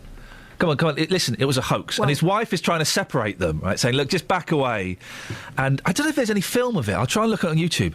And this guy was going on, and Buzz Aldrin, in his late 70s, early 80s, just lamped him one in the face and sent him flying. How cool is that? I don't condone violence, but if you're a man that's been to the moon and you're constantly being told you didn't, you're allowed to hit somebody. Been to the moon, it kind of was the peak of your life, which you could never get back ever again. Destroyed you, actually, when it came down to it, and then someone says it never happened. See, I don't buy a lot of the conspiracy theories. I don't buy. I believe, the Twin Towers, I believe they were destroyed by about 10, 15 Arab gentlemen who had learnt how to fly aeroplanes and hijacked aeroplanes. I don't believe it was the government. I don't believe it was the owner of the buildings. I don't believe there was explosives in the base of the... I don't believe any of that. 2 planes hit 2 buildings, they collapsed. And we weren't expecting it. No, it was a surprise to everybody involved. I do believe that Princess Diana was murdered. Sorry? I kind of said, oh. And you're... And I think we... Don't most people accept that she was murdered? I don't know. I'm not convinced it was an accident. Does that help? A little. Yeah, it does a little. I lived in Paris the weeks after it happened, and I know... Coincidence? No. I think not. And they were putting out all kinds of witness appeals that we never heard about. Where's that Peugeot gone? Yeah. Where's the Peugeot? They were actually trying to track down all these white Peugeots and trying to take paint samples from them and stuff. Suddenly that doesn't matter anymore. No. Girls? I don't think Jimi Hendrix choked on his own vomit. Oh, for goodness sake. But that's not conspiracy theory. Yes, it is. It doesn't... I think he was killed. It was a set-up. By whom? Jim Morrison? People that worked for his record label. Why? He was worth more to them dead than alive. But no one knew that. No one knew then the cult of the dead rock star. No, I think they did. Catherine, any sensible ones? Not really. Let's have a look at the travel. That's sensible. Well, yeah, in 2 minutes' time when it's travel time. Wait, can you talk amongst yourself? Because I actually need to speak to Travel about something. Oh, right. Before you get to her. Oh, I'm not allowed to listen. All right, fine. Stay there. You don't have to listen. We're not. Okay, you can if you want. David Luton sent us a text. Oh, dear. Was it badly constructed English? Well said, Glenn. It never happened, and if it did, why hasn't it happened ever since? Well, it has happened since. So, in your face, Dave, people have been on the moon. Because we went to the flipping moon. Why do people not buy that nonsense? We landed on the moon. Oh, yeah, you've seen Capricorn 1, so you think, oh, hang on, I've seen Capricorn 1, maybe we didn't go on the moon. Well, we did, guys. Fact. That's that sorted. Yeah. We've also got a repeat message from Tony talking about how he drops an F-bomb to stop people swearing. All right, Tony, we read that one out. Thank you very much. No, he says, sorry about the bad language in my last text. It was just bad asterisks. We don't know what you were saying. I hope that I've not offended anyone. A good F-bomb is dynamite if used in the right way and with the right tone. It's the way you say it. I'm not sure telling children not to effing swear is the way forward. Whoa, Catherine, you nearly did a lockers and you nearly put yourself up for sack. Yes, I did. Which is what he's doing at the moment. You know what I mean? I don't think I think that kind of undermines your argument. Can I just say a coded message to a colleague who I like? Lockers, delete your tweets. That's all I'm going to say. Travel news for beds, cards and bugs. BBC Three Counties Radio. The M1's looking rather heavy heading southbound between junction 14 for Milton Keynes and junction 13 for Bedford. And in Brockborough, it's queuing at the moment on the A41 heading southbound just at junction 13 for Bedford. I've had a call in from Mark saying it's looking very slow moving at the moment. The M25 heading anti-clockwise, queuing at the moment between junction 16, the M40, and junction 15, the M4. And also looking slow on the M40 heading northbound between junction 1, the Denham roundabout, and junction 18 for the M25. So far, taking a look at public transport, some delays of up to 20 minutes on Greater Anglia between Liverpool Street and Bishop Stortford. That's due to a signalling problem. Nicola Richards, BBC Three Counties Radio. Thank you very much. 8:46, we're about to let the phone lines open to all you crazy conspiracy theorists. 08459 455 555. But before that, these are your headlines on Monday the 21st of July. It's been revealed that Hertfordshire County Council spent almost £6 million trying to get plans for an incinerator approved. The new Barnfield proposal was turned down by the government last week. David Cameron will make a statement to MPs today about the diplomatic pressure on Russia to grant full access to the crash site of flight MH17 in Ukraine. And the chief executive of Hertfordshire-based Tesco, Philip Clark, is to step down in October. Got a conspiracy theory? Want to try and sell it to me? 08459 455 555. Before that, here's the weather with Georgina. Beds, Herts and Bucks weather. BBC Three Counties Radio. Good morning. A bit of a grey start for some, but we should have some sunny periods to look forward to. A few isolated showers around, but certainly not as lively as the weekends. So largely dry for most. May even avoid those showers altogether. We're looking at highs of 24 or 5 degrees Celsius. And then clear spells tonight with cloud building from the east in the early hours of the morning and lows of 15 degrees Celsius. Now tomorrow, a bit of a cloudy start for some, but we should have long sunny periods with highs of 24 or 5 degrees again. And on Wednesday, a few showers intermingled with sunny spells, but the temperature's rising. Thursday, a much hotter, humid day with a risk of thundery showers, and then just a showery day on Friday. That's your latest forecast.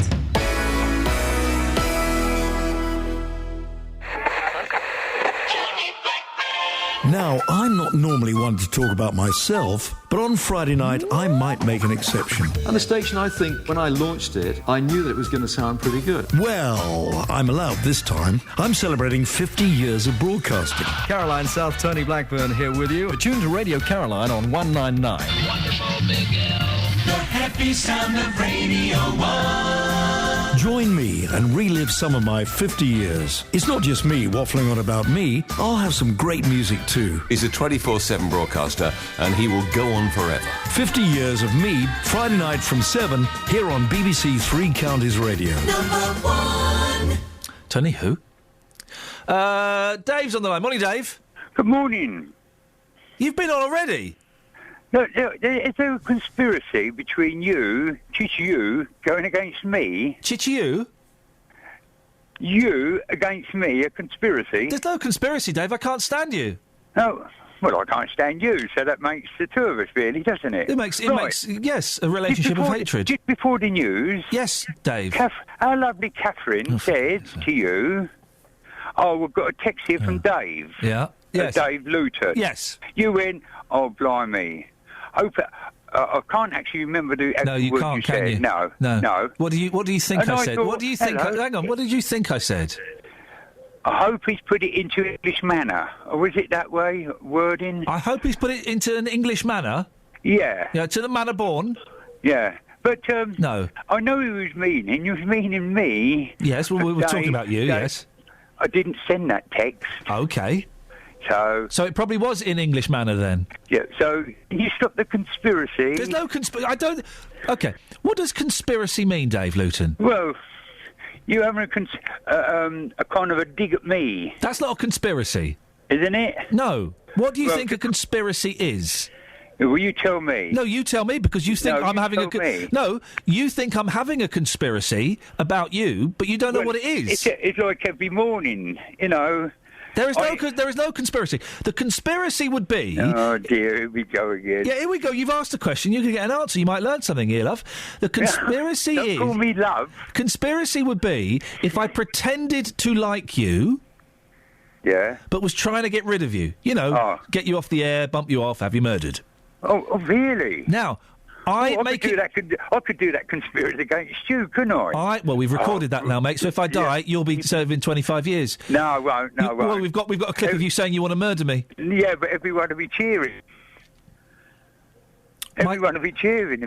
My two little boys will be cheering, Dave, if you murdered me. A 4 and a 2-year-old. Really? No, how cold is that? How sick are you? No, we'd all look cold? after them. You'd look after them? Would you, Eck? You go nowhere near my kids if I get murdered by you. Now. Okay. There is... I've got to go because I'm... All right, then, fine. Justin, I mean, really. Morning, boss. What are you eating? Well, about to eat a trifle. What? Yes. Really? I've got a trifle with me. Beautiful. You've been talking about trifles this morning, you muppet. No, you don't have cakey in a trifle. Really? You don't. No. No, you're wrong. Go on. I've been getting the word on the street. You ready for this? I'm very ready. OK, let's take a listen, shall we? All right. Carmel, here I have my lovely half-price trifle. Iain Lee, back in our studio, claims that you should never have cake or sponge in a trifle. Is he a muppet, yes or no? Yes. Thank you very much. Thank you. Sorry, boss, you're wrong. Is that it? I was sat back. There's me sat back expecting a long old thing. You went up to one woman and you got a no. She is the spokesperson for trifles. Maybe in it's Beds, Hearts and Bucks. it's jelly you're not supposed to have in a trifle. No, listen, I've got a trifle here. So explain your beef to me. You've been moaning about this all morning, haven't you? Yeah, I have been moaning about it. So what's your beef? You're not supposed... Listen, if you bought like a cheapy trifle from the supermarket... Yes. Well, that's not a real trifle to start Well, with. it is. Well, it says strawberry trifle. OK, well... Serves 4 people. Yeah, OK. 225 calories, 11.7 grams of fat, 7.7 G saturated, sugars 24.8, salt 0.2 grams. Why would you put salt in a trifle? I don't know. Only 0.2 grams, though. Now, is that 225 calories per helping or for the whole trifle? I presume that's per serving. It serves 4 people. That's not a real trifle, then, because it should be at least 5 times that. No, this is a healthy trifle. Oh, this is the year 2014, Mate, boss. Come on, wake up. There's no such thing as a healthy trifle. You're making stuff up. No. Shall I open it up? Yeah, well, you can bring it back here and we could eat it. Sorry, but you're not going to get an invite to this party. I'll tell you why. All right, Harpreet. Easy. Let's just go through this trifle. Shall I go through my layers with you, live on air? Let's do this, shall we? Yeah, let's do this stuff. Yeah, OK, right. Oh, I've got cream all over me. OK. It's not that good, is it? Why would you mess a trifle up with strawberries at the bottom, anyway? So we've got jelly, we've got sponge, we've got custard, and we've got cream. A proper trifle. All right, and what's at the bottom? Horrible fruit. Right. So fruit's at the bottom. So we've got, we've got jelly. No. Hang on. What's at the bottom? Jelly with fruit in it. Right. So what's the base of that trifle? The base of the trifle. Well, there's not actually any base here. Well, there's got to be something. You're saying it's an infinite trifle. You're There's got talking to about be the sponge. something. You're saying there should be no sponge. No. I'm asking you. That trifle you've got there. Yes. You've told me it's a trifle. It says trifle on there. Yes. What is at the base of that trifle? What's the bottom thing? If you jelly. want to put, ladies and gentlemen, I rest my cases outside your front door. I'm staying for the week, baby. You just said earlier on there should be no sponge in a trifle, no cake. And there's no sponge or cake. There is. Look. Where? Okay, jelly. I can't look. It's like talking to my son. I can't look, Justin. This is on the... Jelly, sponge, custard, cream. A proper trifle. Well, hang on a minute, because I've been told by the experts here that the proper trifle should have the cakey at the bottom, mate. No, that's wrong. That is wrong. But you were saying there should be no cake, full stop. I'm correct. You're wrong. No, you're wrong. Because there's cake and sponge in here. Jelly, sponge, custard, cream. Thank you very much. Goodbye, Justin. Bye. We're going for prisoners in a bit. You coming? Yes. See you now. Did that just go out on the radio? Yeah. There'll be plenty Not more just in our heads. There'll be plenty more of that between 4 and 7 this evening. Not here. In another parallel universe. How do you spell tiff? Sorry? How do you spell tiff? T-I-F-F. That's like an argument. What are you showing me a picture of? That's the trifle I'm going to make. Bring it in. You're going to make it for tomorrow? Yeah. Bring it. Trifle tiff, is that what you're saying, Kels? Yeah. Why? I'm calling that's what our show would be called on the iPlayer. OK. Anyone wants to go and listen back? We didn't get the conspiracy theorists calling in, which is a shame, because I like those nut jobs. Or maybe we did and we didn't let them on, because we're the BBC. We're the media. Yeah. They're all sat there in their tinfoil hats and their pants. In a cage. Yeah. So they can't have their brainwaves read by the aliens. That stuff is nuts. There's people that spend all of their time on YouTube and David Icke's website reading all of... I mean, we've spent a bit... quite often after the show, I will put forward one ridiculous theory about, one of Britain's most loved entertainers, or about, a disaster that happened, or something like that. And then we'll look it up on YouTube. Yeah, and there'll be a documentary, homemade documentary, made by someone who believes the same thing, showing us Ev after Ev. Why do these people who believe this stuff about Britain's most loved entertainers not have access to good video editing software? That's the thing. Too passionate. I would be more inclined to believe them if they had production values involved. Maybe their access to good quality video equipment is being restricted by the media. The media, what is it? It's the Jewish-run media. That's a big one. The gay mafia that runs the media. Sorry, I'm just writing up the page for reporter Justin is live with a trifle. Okay, well that's fact. Yeah. I've had people. Oh, the feminist conspiracy. Feminist conspiracy. Yeah. I've had people say, "Oh yeah, yeah, but you're the media." So that's the end of the argument. Oh, but hang on. There's no point. After each show or before each show, does my boss call me and say, "Ian, now listen, there's a story about that we know that one of Britain's best loved entertainers is a paedophile." You're not allowed to mention it now, and they should. I don't have a list of names on a sheet of paper that I'm not allowed to mention. No, but you would say that, wouldn't you? Oh, you got me! But I'm not. But I'm saying it. But I'm genuine when I'm saying it. Well, you don't get called into those meetings, but perhaps I do. You get called into those? Are you part of the media? No, I don't think so. I think I am part of the media, but I'm not privy to those meetings. The front page of the Express. Okay, right. So there's the front page of the Mail. PM will freeze Russian billions. The front page of the Telegraph. MH17. Front page of the Sun. Putin. The front page of the Independent. Palestine. Front page of the Times, the Russia. Front page of the Express, how to boost your pension. Do Express readers... I'm assuming that Express readers aren't interested in news. No. News is... How to boost your pension. New rules will help 18 million people. Millions of hard-working Britons are set for a pensions boost with the most radical changes in a century. And then there's a picture of the boy king. What boy king? Georgie Porgy. Oh, George, who's won? Happy birthday, George. Is he one? And it flown past quickly that year. I remember when he was. I remember when he was born. Do you remember when he was born? Oh, yeah. He was born and stuff, and people were celebrating. It was last year. Conspiracy text just come in. Oh yeah. Oh.